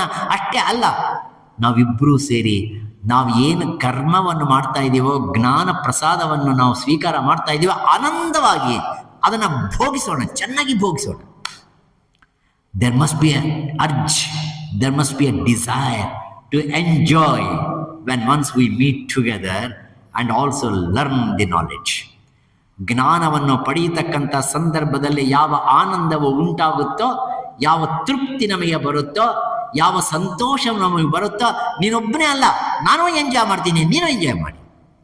ಒಬ್ಬರು ಚೆನ್ನಾಗಿ ಹಾಡು ಹೇಳೋವಾಗ ನಮಗೆ ತಲೆ ತೂಗ್ತಾ ಇರ್ತೀವಿ. ತಲೆ ತೂಗ್ತಾ ಇದ್ದೀರ ಅಂದ್ರೆ ಅರ್ಥ ಏನು ಅಂದರೆ ನೀನು ಆ ಮ್ಯೂಸಿಕ್ಕಲ್ಲಿ ಒಂದಾಗಿದೀಯ ಅಂತಂದು ಅರ್ಥ. You are also enjoying it. ಒಂದು ಮಗು ಡಾನ್ಸ್ ಮಾಡ್ತಾ ಇರುತ್ತೆ, ಆ ಡಾನ್ಸ್ ಮಾಡ್ತಾ ಇದ್ರೆ ನೀನು ನೋಡ್ತಾ ನೋಡ್ತಾ ನೋಡ್ತಾ ನೋಡ್ತಾ ಅದು ಏನು ಹೆಜ್ಜೆ ಹಾಕ್ತಾ ಇದೆಯೋ ಅದರ ಮೇಲೆ ನೀನು ಗಮನ ಎಲ್ಲ ಸೆಳೆದುಕೊಂಡ್ರೆ you are also enjoying and the child is also enjoying. ಇಲ್ಲಿ ಗುರುವೂ ಎಂಜಾಯ್ ಮಾಡಬೇಕು, ಶಿಷ್ಯನೂ ಎಂಜಾಯ್ ಮಾಡಬೇಕು. Enjoyment not in the sensual line, ಮಾನಸಿಕವಾಗಿ ಮಾಧುರ್ಯವಾಗಿರ್ತಕ್ಕಂಥ ರೀತಿಯಲ್ಲಿ ಆ ಜ್ಞಾನ ರಸವನ್ನು ಸ್ವೀಕಾರ ಮಾಡೋದ್ರಲ್ಲಿ ನಾವಿಬ್ಬರೂ ಏಕ ರೀತಿಯಾಗಿರ್ತಕ್ಕಂಥ ಅನುಭವವನ್ನು ನಾವು ಪಡೆಯೋಣಪ್ಪ. ಸಹನೌ ಭುನಕ್ತು ಸಹ ವೀರ್ಯಂಕರ ಭಾವಹೈ. ಅಂಥ ಜ್ಞಾನವನ್ನು ಪಡೆಯೋದಕ್ಕೆ ನಮಗೆ ಯಾವ ರೀತಿಯಾಗಿರ್ತಕ್ಕಂಥ ಶಕ್ತಿ ಬೇಕೋ, ತೇಜಸ್ಸು ಬೇಕೋ, ಯಾವ ರೀತಿಯಾಗಿರ್ತಕ್ಕಂಥ ಧೈರ್ಯ ಬೇಕೋ, ಆ ಸ್ಥೈರ್ಯವನ್ನು ನಮ್ಮಿಬ್ರಿಗೂ ಕೊಡು ಸ್ವಾಮಿ. ಕೇಳ್ತಕ್ಕಂಥ ಧೈರ್ಯ ನಿಮಗಿರಬೇಕು, ಹೇಳ್ತಕ್ಕಂಥ ಸ್ಥೈರ್ಯ ನನಗಿರಬೇಕು. ನೀವೆಲ್ಲರೂ ಚೆನ್ನಾಗಿ ಕೂತಿದ್ರಿ, ಏನು ಕೇಳ್ತಾರೋ ಏನು ಹೇಳ್ತಾರೋ ಏನು, ನಾನು ಸುಮ್ಮನೆ ಇದ್ಬಿಡ್ತೀನಿ. ನಾನು ಸುಮ್ಮನೆ ಇದ್ಬಿಟ್ರೆ ಇವರೇನಪ್ಪ ಇವರು ಮಾತಾಡೋಕೆ ಬಂದುಬಿಟ್ಟು ಮಾತಾಡೋದೇ ಇಲ್ಲ. ಓಹೋ, ಮೌನ ವ್ಯಾಖ್ಯಾ ಪ್ರಕಟಿತ ಪರಬ್ರಹ್ಮ ಅಂತ ತೋರಿಸ್ತಾ ಇದ್ದಾರೆ. ಈಗ ಇದಕ್ಕೋಸ್ಕರ ನಾವಿಲ್ಲಿ ಯಾಕೆ ಬರಬೇಕು? ನೋಡಿ, ಗುರುವನು ಎಷ್ಟೋ ಶಕ್ತಿಮಂತನಾಗಿ ತನಗೆ ಗೊತ್ತಿರತಕ್ಕಂಥ ವಿಷಯವನ್ನು ಪ್ರತಿಪಾದನೆ ಮಾಡಿ ತನಗೆ ಯಾವ ರೀತಿಯಾಗಿ ಅರ್ಥ ಆಗಿದೆಯೋ ಆ ರೀತಿಯಾಗಿ ಶಿಷ್ಯನಿಗೆ ಬೋಧನೆ ಮಾಡ್ತಕ್ಕಂಥ ಸಾಮರ್ಥ್ಯ ಗುರುವಿಗಿರಬೇಕು. ಅದೇ ರೀತಿಯಾಗಿ ಶಿಷ್ಯನು ಕೂತ್ಕೊಂಡು ಚೆನ್ನಾಗಿ ಕೂತ್ಕೊಂಡು ಭದ್ರವಾಗಿ ಒಂದು 4 ಗಂಟೆ ಕೂತ್ಕೋಬೇಕು. ಇವಾಗ 5 ನಿಮಿಷ ಟೈಮ್ ಇರೋದು. ಇವಾಗ 4 ಗಂಟೆ ಕೂತ್ಕೊಂಡ್ರೆ ಕೂತ್ಕೊಂತೀರಾ? ಸೈಲೆನ್ಸ್ ಅಂದ್ರೆ ಅರ್ಥ ಏನು ಅಂದರೆ ನಾವು ಕೂತ್ಕೊಳ್ಳೋಕೆ ಆಗೋದಿಲ್ಲ. ಮೊದಲೇ ನಮಗೆ ಕಾಲು ನೋವು, ಆ ಕಾಲು ನೋವನ್ನೇ ನೀವು 4 ಗಂಟೆ ಕೂತ್ಕೊಳ್ಳಿ ಅಂದರೆ ಕೂತ್ಕೊಳ್ಳೋಕ್ಕಾಗತ್ತಾ? ಇದು ಸಾಧನೆ ನೋಡಿ, ಇದು ಸಾಧನೆ. ಒಂದು ಸಕ್ರಮವಾಗಿರ್ತಕ್ಕಂಥ ದೈವ ಕ್ರಿಯೆಯನ್ನು ಮಾಡ್ತಕ್ಕಂಥ ಸಂದರ್ಭದಲ್ಲಿ ನಾವು ಈ ದೇಹವನ್ನು ಸರಿಯಾದಂಥ ರೀತಿಯಾಗಿ ಬಗ್ಸಿ ಕೂಡಿಸ್ತಕ್ಕಂಥ ಯಾವ ಸಾಧನೆ ಇದೆಯೋ ಅದು ನಿಜವಾಗಿರ್ತಕ್ಕಂಥ ಸಾಧನ, ಆಧ್ಯಾತ್ಮಿಕವಾಗಿರ್ತಕ್ಕಂಥ ಸಾಧನ. ಮೊನ್ನೆ ಭಗವದ್ಗೀತಾ ಕಾಂಪಿಟೇಷನ್ನಲ್ಲಿ ಸುಮಾರು ಒಂದು 2 ತಾಸು 2.5 ತಾಸು ನೀವೆಲ್ಲರೂ ಕೂತು 6 ಅಧ್ಯಾಯ 7 ಅಧ್ಯಾಯಗಳು ಪಾರಾಯಣ ಮಾಡಿದ್ರಲ್ವ, ಅದು ಸಾಧನೆ ಅಂತೀರೋ ಅಲ್ವಂತೀರೋ? ಬೆಂಗಳೂರಿನಲ್ಲಿ ಅದೇ ರೀತಿಯಾಗಿರ್ತಕ್ಕಂಥ ರೀತಿಯಲ್ಲಿ 3.5 ತಾಸು 18 ಅಧ್ಯಾಯಗಳು ಪಾರಾಯಣ ಮಾಡಿದ್ವಿ. ಎಲ್ಲರೂ ಕೂತಿದ್ರು, ಒಬ್ಬರು ಎದ್ದಿಲ್ಲ. ಅದು ಸಾಧನೆ ಅಂತೀರೋ ಇಲ್ವೋ ಅಂತೀರೋ? ಪ್ರತಿ ದಿವಸ ನಂಗೆ ಮಾಡಲ್ಲ ನಾವು. ಒಂದೊಂದು ಸರ್ತಿ ಮಾಡ್ತಾ ಮಾಡ್ತಾ ಮಾಡ್ತಾ ಮಾಡ್ತಾ ಮಾಡ್ತಾ ಮಾಡ್ತಾ ಎಷ್ಟು ಸಮಯ ಆದನು ಕೂತ್ಕೊಳ್ತಕ್ಕಂಥ ಶಕ್ತಿ ಇರಬೇಕಾದ್ರೆ ಆ ಶಕ್ತಿ ಯಾರು ಕೊಡ್ಬೇಕು? ನಮಗೆ ಭಗವಂತ ಕೊಡ್ಬೇಕು.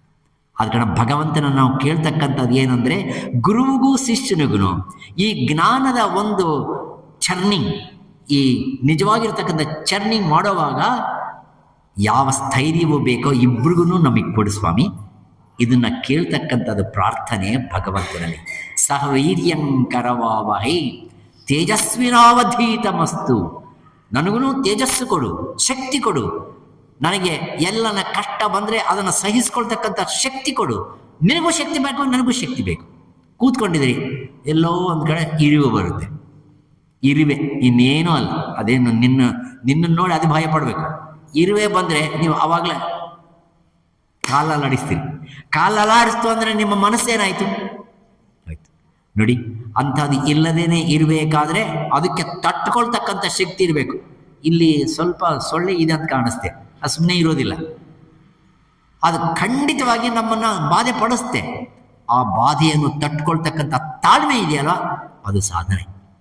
ಅಂಥ ತಾಳ್ಮೆಯನ್ನು ನನಗೂ ಗುರುಗಳಿಗೂ ಇಬ್ಬರಿಗೂ ಕೊಡ್ತಕ್ಕಂಥದ್ದು ಆ ಭಗವಂತ ಕರುಣಿಸಲಿ ನನಗೆ.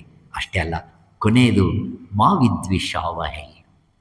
ನನಗೂ ಶಿಷ್ಯನ ಮಧ್ಯದಲ್ಲಿ ಯಾವ ದ್ವೇಷವೂ ಬೇಡ, ಯಾವ ದ್ವೇಷವೂ ಬೇಡ. ಏನು ದ್ವೇಷ ಯಾತಕ್ಕೆ? ನೀವು ಎಷ್ಟೆಲ್ಲ ಪ್ರೀತಿಯಿಂದ ಬಂದಿದ್ದೀರಿ, ನಾನು ಪ್ರೀತಿಯಿಂದ ಬಂದಿದ್ದೀನಿ. ನಮ್ಮ ಇಬ್ಬರ ಮಧ್ಯದಲ್ಲಿ ದ್ವೇಷ ಎಂಥದ್ದು? ದ್ವೇಷ ಇಲ್ಲವೇ ಇಲ್ಲ.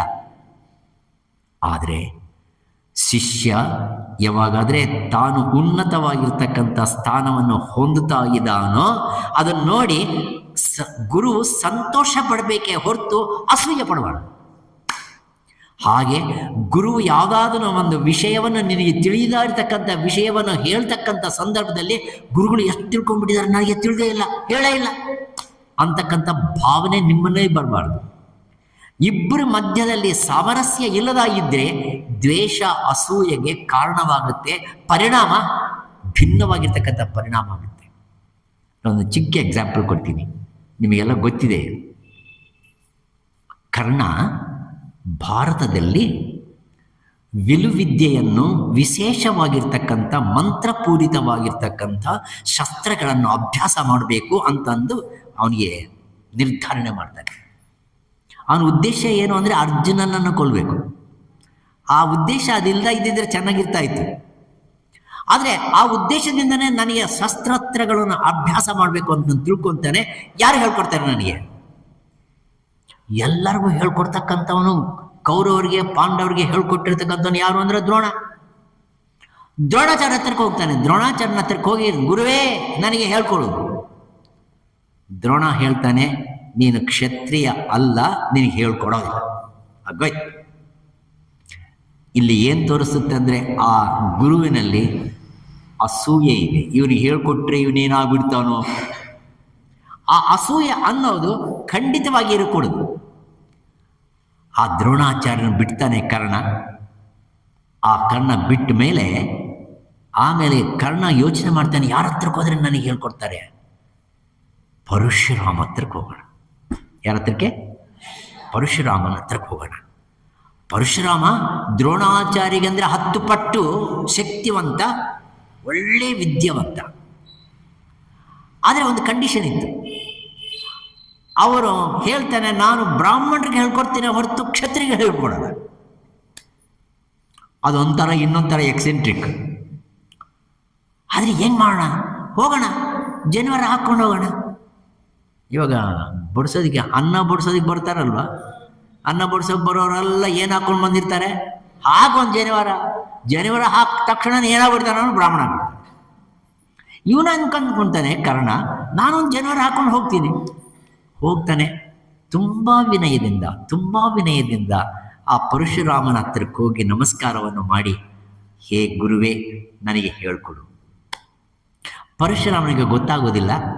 ಆ ವಿನಯ ವಿಧೇಯತೆಯನ್ನು ನೋಡಿ ಭೇಷ್ ಅವನು ಹೇಳ್ತಾನೆ, ದ್ರೋಣಾಚಾರ್ಯ ಹೇಳ್ಕೊಡಲ್ಲ ಅಂತಂದು ಹೇಳಿದ್ರು ಅಂತಾನೆ. ನೋಡಿ, ಇದೊಂಥರ ಕುತರ್ಕ. ಈ ಕುತರ್ಕಕ್ಕೆ ಮೋಸ ಹೋಗ್ತಾನೆ ಯಾರು? ಪರಶುರಾಮ. ಹಾಗಾದರೆ ನಾನು ಹೇಳ್ಕೊಡ್ತೀನಿ ನಿಮಗೆ. ಅವನು ಹೇಳ್ಕೊಡೋದಲ್ಲ ಅಂತಂದು ಹೇಳಿದ್ನಲ್ವ, ಹಾಗಾದ್ರೆ ನಾನು ಹೇಳ್ಕೊಡ್ತೀನಿ. ಇಂಥವು ದೋಷಗಳು ಗುರುಗಳಲ್ಲಿ ಇರುತ್ತೆ, ಇಲ್ಲ ಅನ್ಕೋಬೇಡಿ. ಪರಶುರಾಮ ಹೇಳ್ಕೊಡ್ತಾನೆ, ಎಲ್ಲ ಕಲಿತಾನೆ. ಕರ್ಣ ಎಂಥದ್ದು ಕಲಿತಾನೆ ಅಂದರೆ ಅಷ್ಟು ಚೆನ್ನಾಗಿ ಕಲಿತಾನೆ. ಒಂದಾನೊಂದು ಸಂದರ್ಭದಲ್ಲಿ ಆ ಪರಶುರಾಮ ನಿದ್ದೆ ಮಾಡಬೇಕು. ಕರ್ಣನ ಕರೆಸಿ, ಕರ್ಣ ನೀನು ತೊಡೆ ಕೊಡೋ, ನಿನ್ನ ತೊಡೆ ಮೇಲೆ ನಾನು ತಲೆ ಇಟ್ಕೊಂಡು ನಿದ್ದೆ ಮಾಡ್ತೀನಿ. ತೊಡೆ ಮೇಲೆ, ಆ ಕರ್ಣನ ತೊಡೆ ಮೇಲೆ ಪರಶುರಾಮ ಮಲಗುತ್ತಾನೆ. ಇವನು ಕರ್ಣ ಮಾತ್ರ ಸಂತೋಷ ಪಡ್ತಾನೆ. ನನ್ನ ಗುರು ಅವನ ತಲೆ ನನ್ನ ತೊಡೆ ಮೇಲೆ ಇಟ್ಕೊಂಡು ಮಲಗಿದ್ದಾನೆ, ಯಾವ ಸಂದರ್ಭದಲ್ಲಿ ನಾನು ಡಿಸ್ಟರ್ಬ್ ಮಾಡಬಾರ್ದು ಗುರುಗಳನ್ನ. ಸ್ಥಾನ ಸೇವಾ, ಅಂಗಸೇವಾ, ಆತ್ಮಸೇವಾ, ಭಾವಸೇವಾ ನಾನು ಮಾಡಬೇಕು, ಆದ ಕಾರಣ ಡಿಸ್ಟರ್ಬ್ ಮಾಡಬಾರ್ದು ಅಂತಂದು ತುಂಬ ಅಂದ್ಕೊಂಡು ಏಕಾಗ್ರಚಿತ್ತನಾಗಿರ್ತಾನೆ ಕರ್ಣ. ಒಂದು ಹುಳ ಬರುತ್ತೆ, ಅದು ಯಾರೋ ಅಲ್ಲ, ಇಂದ್ರ. ಹುಳ ಬರುತ್ತೆ. ಆ ಹುಳ ಬಂದು ಏನು ಮಾಡುತ್ತೆ ಅಂದರೆ ಅವನ ತೊಡೆಗೆ, ಈ ಕಡೆ ಇರೋ ತೊಡೆಗೆ ಕಚ್ಕೊಂಡು ಆ ತೊಡೆನ ಅದನ್ನು ತಿಂತಾ ಇರುತ್ತೆ. ಅದು ನೀವೇ ಯೋಚನೆ ಮಾಡಿ, ಒಂದು ಹುಳ ಬಂದು ತಿಂತಾ ಇದ್ದರೆ, ರಕ್ತ ಸೋರ್ತಾ ಇದ್ದರೆ ಇವನು ಕದಲಾಡಬಾರ್ದು. ಯಾಕಂದರೆ ಈ ಕಡೆ ಗುರುಗಳು ನಿದ್ದೆ ಮಾಡ್ತಾ ಇದ್ದಾರೆ, ಅವ್ರನ್ನ ಡಿಸ್ಟರ್ಬ್ ಮಾಡಬಾರ್ದು. ಇಲ್ಲಿ ಮಾತ್ರ ಇದು ಕೊರಿತಾ ಇದೆ, ಕೊರಿತಾ ಇದೆ, ಕೊರಿತಾ ಇದೆ, ರಕ್ತ ಸ್ರಾವ ಆಗ್ತಾ ಇದೆ. ಆ ನೋವನ್ನು ತಟ್ಕೊಂಡು, ತಾಳ್ಮೆಯಿಂದ ತಟ್ಕೊಂಡು ಗುರುಗಳಿಗೆ ಡಿಸ್ಟರ್ಬ್ ಮಾಡಬಾರ್ದು ಅಂತಂದು ಕೂತಿರ್ತಾರೆ. ಸ್ವಲ್ಪ ಹೊತ್ತಾದ ಮೇಲೆ ಪರಶುರಾಮ ಎದ್ದೇಳ್ತಾನೆ, ನೋಡ್ತಾನೆ ರಕ್ತ. ಅಯ್ಯಯ್ಯೋ, ಏನೋ ಇದು ರಕ್ತ, ನಿನಗೇನು ಅನಿಸಿಲ್ವೇನೋ? ನನಗೆ ಇಲ್ಲ ಗುರುಗಳೇ, ನಿಮ್ಮನ್ನು ಡಿಸ್ಟರ್ಬ್ ಮಾಡಬಾರ್ದು ಅಂದ್ಕೊಂಡೆ. ಈ ತಾಳ್ಮೆ ಇದೆಯಲ್ವ, ರಕ್ತವನ್ನು ನೋಡಿ ಸಹಿಸಿಕೊಳ್ತಕ್ಕಂಥ ಶಕ್ತಿ ಬ್ರಾಹ್ಮಣರಿಗಿಲ್ಲ, ಕ್ಷತ್ರಿಗಿದೆ. ಆದ ಕಾರಣ ನನಗೆ ಅನುಮಾನ ಇದೆ, ನೀನು ಕ್ಷತ್ರಿಯನೋ ಬ್ರಾಹ್ಮಣನೋ ಹೇಳು ಅಂತಾನೆ. ಅವಾಗ ಕರ್ಣ ಹೇಳ್ತಾನೆ, ನಾನು ಕ್ಷತ್ರಿಯ. ಛೀ, ನಾನು ಯಾರಿಗೆ ಹೇಳ್ಕೊಳ್ಬಾರ್ದು ಅಂದ್ಕೊಂಡಿದ್ರೋ, ಗುರುವಿಗೆ ಇದು ಬರಬಾರ್ದು, ಗುರುಗಳಿಗೆ ಈ ಗುಣ ಇರಬಾರ್ದು, ಇವನಿಗೆ ಹೇಳ್ಕೊಡ್ಬೇಕು ಅವನಿಗೆ ಹೇಳ್ಕೊಡ್ಬಾರ್ದು ಅಂತಕ್ಕಂಥ ತಾರತಮ್ಯ ಇರಬಾರ್ದು. ಆದರೆ ಆ ತಾರತಮ್ಯ ಇರತಕ್ಕಂಥವನು ಯಾರು? ಪರಶುರಾಮ. ಛೇ, ನಿನಗೆ ಹೇಳ್ಕೊಟ್ಟಿದ್ದೆ ತಪ್ಪಾಯ್ತು. ನೀನು ಹೇಳ್ಕೊಟ್ಟಿರ್ತಕ್ಕಂಥದ್ದು ಎಲ್ಲ ಏನಾಗಿದೆ ಗೊತ್ತಾ?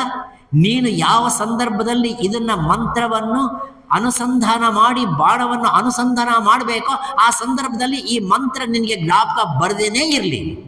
ಶಾಪ ಕೊಡ.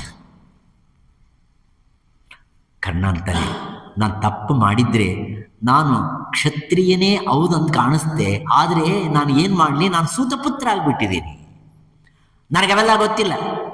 ನೀನು ಸುಳ್ಳು ಹೇಳಿದಿ, ನನ್ನ ಹತ್ರ ಜ್ಞಾನವನ್ನು ಪಡೆದಿದ್ದೀಯ, ಸುಳ್ಳು ಹೇಳಿ ಜ್ಞಾನವನ್ನು ಪಡೆದಿದೆಯಾ, ಆದ ಕಾರಣ ಈ ಶಾಪ ನಿನಗೆ ಮುಟ್ಟುತ್ತೆ. ನಿನಗೆ ಅದೇ ಶಾಪನೆ ಕರ್ಣನ ವಧೆ ಮಾಡಬೇಕಾಗಿದ್ದರೆ ಮಹಾಭಾರತದಲ್ಲಿ ಅದರಲ್ಲಿಂದನೇ ಅವನು ಸಾಯ್ಬೇಕಾಗಿರ್ತಕ್ಕಂಥ ಪರಿಸ್ಥಿತಿ ಬಂತು. ಆತ್ಮೀಯರೇ, ಗುರುವು ಪ್ರೀತಿಯ ಇನ್ನೊಂದು ರೂಪ ಆಗಬೇಕು. ಶಿಷ್ಯ ನಿಜವಾಗಿರ್ತಕ್ಕಂಥ ತಾಳ್ಮೆಯಿಂದ ಕೂಡಿರ್ತಕ್ಕಂಥ ಶಿಷ್ಯನಾಗಿರ್ಬೇಕು. ಶಿಷ್ಯನಿಗೆ ಬೇಕಾಗಿರ್ತಕ್ಕಂಥದ್ದು, ಗುರುವು ಬೇಕಾಗಿರ್ತಕ್ಕಂಥದ್ದು ಮಧ್ಯದಲ್ಲಿ ಪ್ರೀತಿ, ವಿಶ್ವಾಸ, ಅಭಿಮಾನವೇ ಹೊರತು ದ್ವೇಷ, ಅಸೂಯ ಇವು ಅಲ್ಲ. ಅದಕ್ಕೋಸ್ಕರನೇ ಈ ಮಂತ್ರ ಮಾ ವಿದ್ವಿಷಾವಹೈ. ನಾವಿಬ್ಬರು ಮಧ್ಯದಲ್ಲಿ ದ್ವೇಷ, ಅಸೂಯ ಅಂತಕ್ಕಂಥ ಈ ಎರಡು ಭಾವನೆಗಳು ಬರದೇ ಇರೋ ತರಹ ಮಹಾಸ್ವಾಮಿ ನಮ್ಮನ್ನು ರಕ್ಷಣೆ ಮಾಡು, ರಕ್ಷಣೆ ಮಾಡು, ರಕ್ಷಣೆ ಮಾಡು. ಓಂ ಸಹನಾ ಭವತು. ಇವಾಗ ಅರ್ಥ ಆಯ್ತು ಅಂತ ಕಾಣಿಸ್ತೆ. ನಾನು ಅರ್ಥವನ್ನು ಚೆನ್ನಾಗಿ ಮನದಟ್ಟು ಮಾಡಿಕೊಂಡು ಈ ಮಂತ್ರ ಹೇಳೋಣ. ಓಂ ಸಹನಾ ಭವತು ಸಹನೌ ಭುನಕ್ತು ಸಹ ವೀರ್ಯಂ ಕರವಾವಹೈ ತೇಜಸ್ವಿನಾವಧೀತಮಸ್ತು ಮಾ ವಿದ್ವಿಷಾವಹೈ. ಓಂ ಶಾಂತಿ ಶಾಂತಿ ಶಾಂತಿ. ಈ ಉಪನಿಷತ್ತಿಗೆ ಮೊದಲನೇ ಶಾಂತಿ ಮಂತ್ರ ಇದೆ. ಅದೇ ಆಗಲೇ ಹೇಳಿದೆ ನಾನು, ಈ ಕೇನೋಪನಿಷತ್ತಿಗೆ ಇನ್ನೊಂದು ಶಾಂತಿ ಮಂತ್ರ ಇದೆ. ಸಾಮಾನ್ಯವಾಗಿ ಒಂದು ಶಾಂತಿ ಮಂತ್ರ ಇರುತ್ತೆ, ಆದರೆ ಇದಕ್ಕೆ ಇನ್ನೊಂದು ಶಾಂತಿ ಮಂತ್ರ ಇದೆ. ಅದ್ಭುತವಾಗಿರ್ತಕ್ಕಂಥ ಶಾಂತಿ ಮಂತ್ರ, ಆಧ್ಯಾತ್ಮಿಕವಾಗಿರ್ತಕ್ಕಂಥ ಶಾಂತಿ ಮಂತ್ರ. ಆ ಶಾಂತಿ ಮಂತ್ರ ಈ ರೀತಿಯಾಗಿದೆ, ನಾನು ಹೇಳ್ತೀನಿ.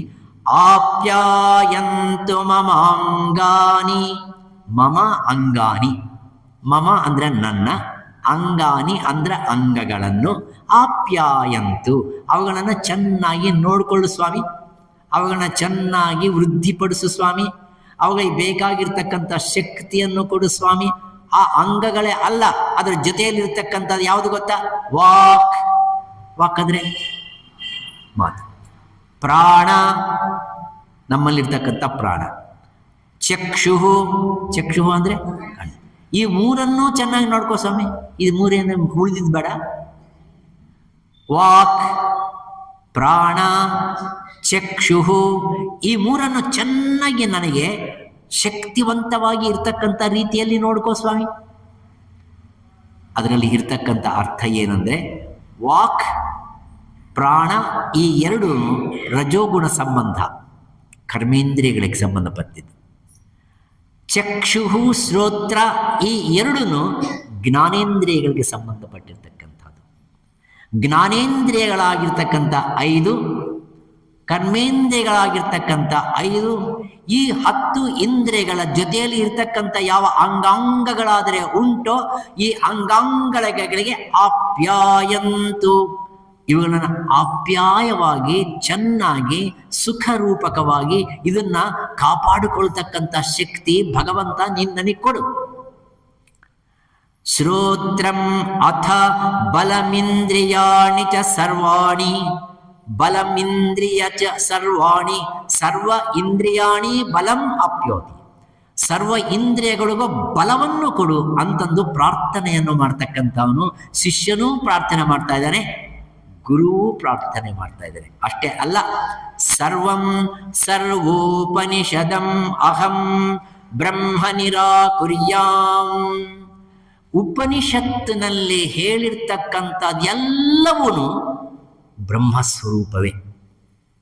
ಇದು ಪ್ರಾರ್ಥನೆ ನೋಡಿ, ಸ್ವಾಮಿ ಏನೇನು ಉಪನಿಷತ್ತಿನಲ್ಲಿ ಹೇಳಲ್ಪಟ್ಟಿದೆಯೋ ಅದೆಲ್ಲವೂ ಬ್ರಹ್ಮವಸ್ತುವೇ, ಅದೆಲ್ಲ ಬ್ರಹ್ಮವಸ್ತುವೇ, ಅದೆಲ್ಲ ಭಗವತ್ ವಸ್ತುವೇ. ಇದಕ್ಕೆ ಎಕ್ಸ್ಪ್ಲನೇಷನ್ ಇದು.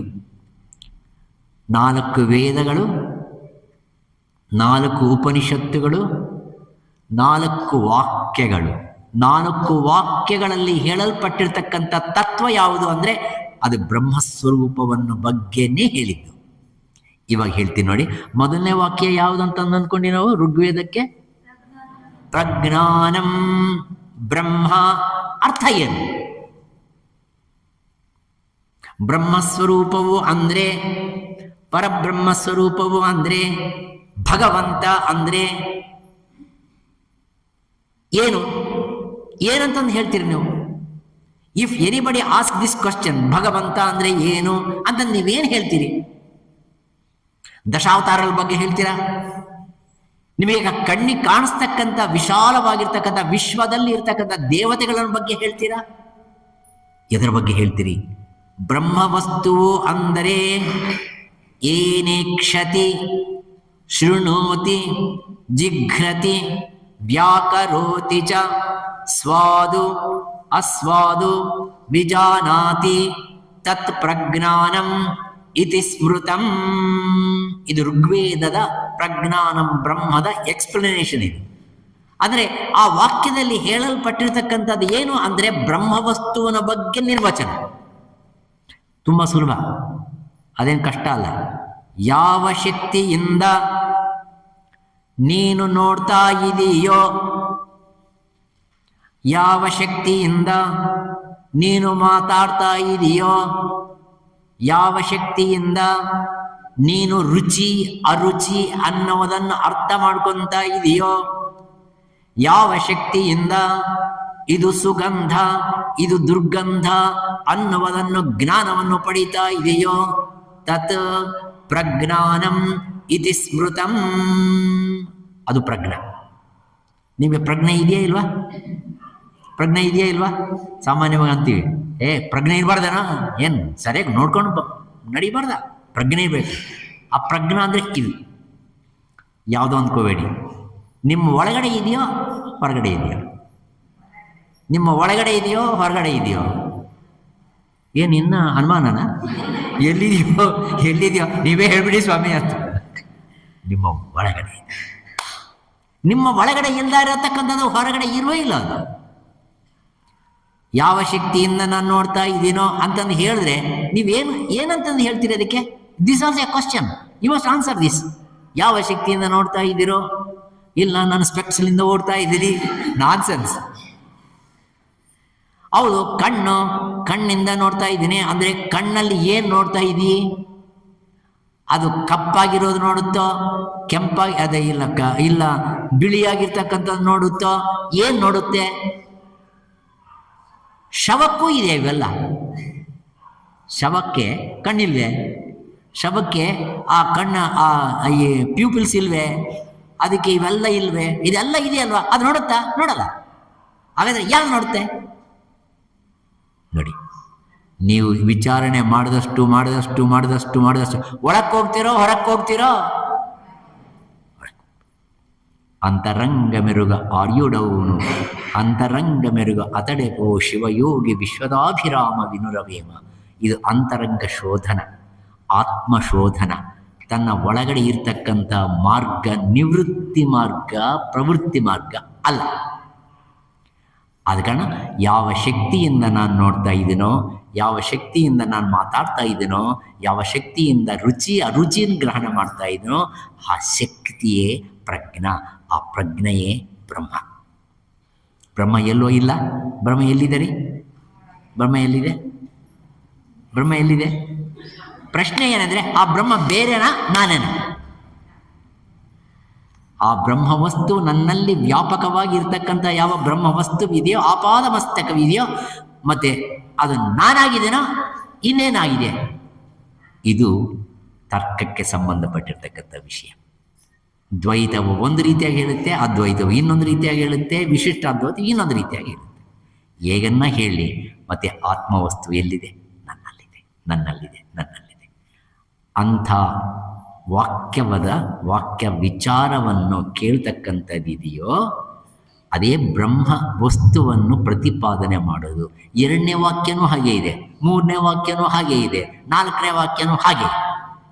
ಈ 4 ವಾಕ್ಯಗಳಿಂದ ಪ್ರತಿಪಾದಿತವಾಗಿರ್ತಕ್ಕಂಥ ಯಾವುದಿದೆಯೋ ಈ ಉಪನಿಷತ್ತುಗಳಲ್ಲಿ ಬ್ರಹ್ಮವಸ್ತುವೇ ಇದೆಯೇ ಹೊರತು ಬ್ರಹ್ಮೇತರವಾಗಿರ್ತಕ್ಕಂಥ ವಸ್ತು ಇಲ್ಲವೇ ಇಲ್ಲ. ನಾವಿಲ್ಲಿ ಸೇರಿದ್ದು ಲೋಕ ವಿಚಾರವನ್ನು ಮಾಡೋದಕ್ಕಲ್ಲ, ಬ್ರಹ್ಮ ವಿಚಾರವನ್ನು ಮಾಡೋದಕ್ಕೋಸ್ಕರವಾಗಿ ನಾವು ಬಂದಿದ್ದೀವಿ. ಆದ ಕಾರಣ ಸಕಲ ಉಪನಿಷತ್ತುಗಳ ಸಾರ ಬ್ರಹ್ಮ ವಸ್ತು ನಿರ್ದೇಶವೇ ಹೊರತು ಅನ್ಯವಲ್ಲ ಅಂತ ಅದಕ್ಕೆ ಅನುವು ಮಾಡಿಕೊಡಿ ಸ್ವಾಮಿ ಅಂತಂದು ಪ್ರಾರ್ಥನೆಯನ್ನು ಮಾಡ್ತಾ ಇದ್ದಾರೆ ಈ ಶಾಂತಿ ಮಂತ್ರದಲ್ಲಿ. ಇನ್ನು ಮುಂದೆ ಆ ಶಾಂತಿ ಮಂತ್ರ ಹೇಗಿದೆ ಅನ್ನೋದನ್ನು ನಾವು ನಾಳೆ ತಿಳ್ಕೊಳ್ಳೋಣ. ಯಾಕಂದರೆ ಎಲ್ಲ ಇವತ್ತೇ ತಿಳ್ಕೊಂಡ್ರೆ there is a danger that you may forget. ಆದ ಕಾರಣ ಮರಿಬೇಡಿ. ನಾಳೆ ದಿನ 6:15 ಪ್ರಾರಂಭ ಮಾಡ್ತೀವಿ. ಇವತ್ತು ಸ್ವಲ್ಪ 6:15 ಸ್ಟಾರ್ಟ್ ಮಾಡಿದ್ದೀವಿ. ನಾಳೆ 6:15 ಮಾಡೋಣ. ಯಾಕಂದರೆ 6:15 7:15 ಅಂದರೆ 1 ಗಂಟೆ 15 ನಿಮಿಷ. 60 ಪ್ಲಸ್ 1/4 ಗಂಟೆ ಅಂದರೆ 15, 60 ಪ್ಲಸ್ 15 75 ನಿಮಿಷ. 75 ನಿಮಿಷ ಕೂತ್ಕೊಳ್ತೀರಲ್ವ? ನೀವು 2 ಗಂಟೆ ಕೂತ್ಕೊತೀರಂದರೆ ನಾನು ಕೂತ್ಕೊತೀನಿ. ನಾನು ಆರಾಮಾಗಿ ಹಿಂಗೆ 4 ಗಂಟೆ ಕೂತಿರ್ತೀನಿ, ಏನು ಸಮಸ್ಯೆನೇ ಇಲ್ಲ. ಯಾರ್ಯಾರಿಗೆ ಸಮಸ್ಯೆ ಇದೆ ನಿಮಗೆ ಸಮಸ್ಯೆ. ಆದರೆ ಪ್ರತಿಯೊಂದು ವಿಷಯ, ಪ್ರತಿಯೊಂದು ಅಕ್ಷರ ವಾಕ್ಯ ಅದರಲ್ಲಿ ನಿಗೂಢವಾಗಿರ್ತಕ್ಕಂಥ ತತ್ವವನ್ನು ಅರಿಯತಕ್ಕಂಥದಕ್ಕೋಸ್ಕರ ಈ ಕೇನೋಪನಿಷತ್ತಿನ ಪಾಠ. ಆತ್ಮೀಯರೇ, ನಾನು ಪ್ರವಚನ ಮಾಡೋಕ್ಕೆ ಬಂದಿಲ್ಲ, ಪಾಠ ಮಾಡೋಕ್ಕೆ ಬಂದಿದೆ. ನೀವು ವಿದ್ಯಾರ್ಥಿಗಳು, ನಾನು ಮೇಷ್ಟ್ರು. ನೀವು ಏನನ್ನ ಅನುಮಾನ ಇದ್ದರೆ ಕೈ ಎತ್ತಿ ಕೇಳಿ, ತಿಳ್ಕೊಳ್ಳಿ. ಸಮಯ ಬಂದಿರುವಾಗ ತಿಳ್ಕೊಂಡು ಬಿಡಬೇಕು, ಮತ್ತೆ ಸಿಗೋದಿಲ್ಲ. ಆದ ಕಾರಣ ಇದು ನಿಜವಾಗಿರ್ತಕ್ಕಂಥ ಒಂದು class. It is A class. ನನಗೆ ತುಂಬ ಸಂತೋಷ. ಜಾಸ್ತಿ ಜನ ಬಂದಿರಿದ್ರೆ ಬಲ್ ಕಷ್ಟ, ನಿಮಗೆ ಗೊತ್ತಿಲ್ಲ. ಇಷ್ಟೇ ಜನ ಇದ್ದೀರಲ್ವ, ಇನ್ನೂ ಸಂತೋಷ. ಯಾಕೆ ಅಂದರೆ ಜಾಸ್ತಿ ಜನ ಬಂದರೆ ಅವ್ರಿಗೆ ಬೇಕಾಗಿದ್ದನ್ನು ಹೇಳಬೇಕು. ಇವಾಗ ನಿಮಗೆ ಏನು ಬೇಕು ಅನ್ನೋದು ನನಗೆ ಗೊತ್ತಾಗಿದೆ. ನೀವು ಉಪನಿಷತ್ತು ಪಾಠವನ್ನು ಕಲಿಯೋದಕ್ಕೆ ಮಾತ್ರ ಬಂದಿದ್ದೀರಿ. ಕರೆಕ್ಟಾ? ನಿಜನಾ? ಅಂತಾರೆ ಕೆಲವರು, ಸುಮ್ಮನೆ ಇದ್ದಾರೆ ಕೆಲವರು. ಅದಕ್ಕೋಸ್ಕರನೇ ಬರಬೇಕು. ಈ ಪಾಠ ಸೀರಿಯಸ್ ಆಗಿರ್ತಕ್ಕಂಥ ಪಾಠ. ಮುಂದಿನ ನೀವು ಯಾವಾಗಾದರೆ if you once you dive into that ocean you will understand the depth of that. ಅಂಥ ಕೇನೋಪನಿಷತ್ತಿನಲ್ಲಿರುವ ನಿಗೂಢವಾಗಿರ್ತಕ್ಕಂಥ ವಿಷಯಗಳನ್ನು ತಿಳಿದು ಕೃತಾರ್ಥರಾಗ್ತಕ್ಕಂಥ ಸದ್ಬುದ್ಧಿಯನ್ನು ರಾಮಕೃಷ್ಣ ಪರಮಹಂಸ, ಮಾರ್ತಾ ಶಾರದಾದೇವಿ ಮತ್ತು ಸನ್ಯಾಸಿ ವೀರರಾಗಿರ್ತಕ್ಕಂಥ ವಿವೇಕಾನಂದ ಸ್ವಾಮೀಜಿ ನಮಗೆಲ್ಲರಿಗೂ ಕೊಟ್ಟು ಕಾಪಾಡಬೇಕೆಂದು ಈ 4 ವಾಕ್ಪುಷ್ಪಗಳನ್ನು ಅವರ ಸಮ್ಮುಖದಲ್ಲಿ ಪಾದಾರವಿಂದಗಳಿಗೆ ನಾನು ಸಮರ್ಪಣೆಯನ್ನು ಮಾಡ್ತಾಯಿದ್ದೇನೆ.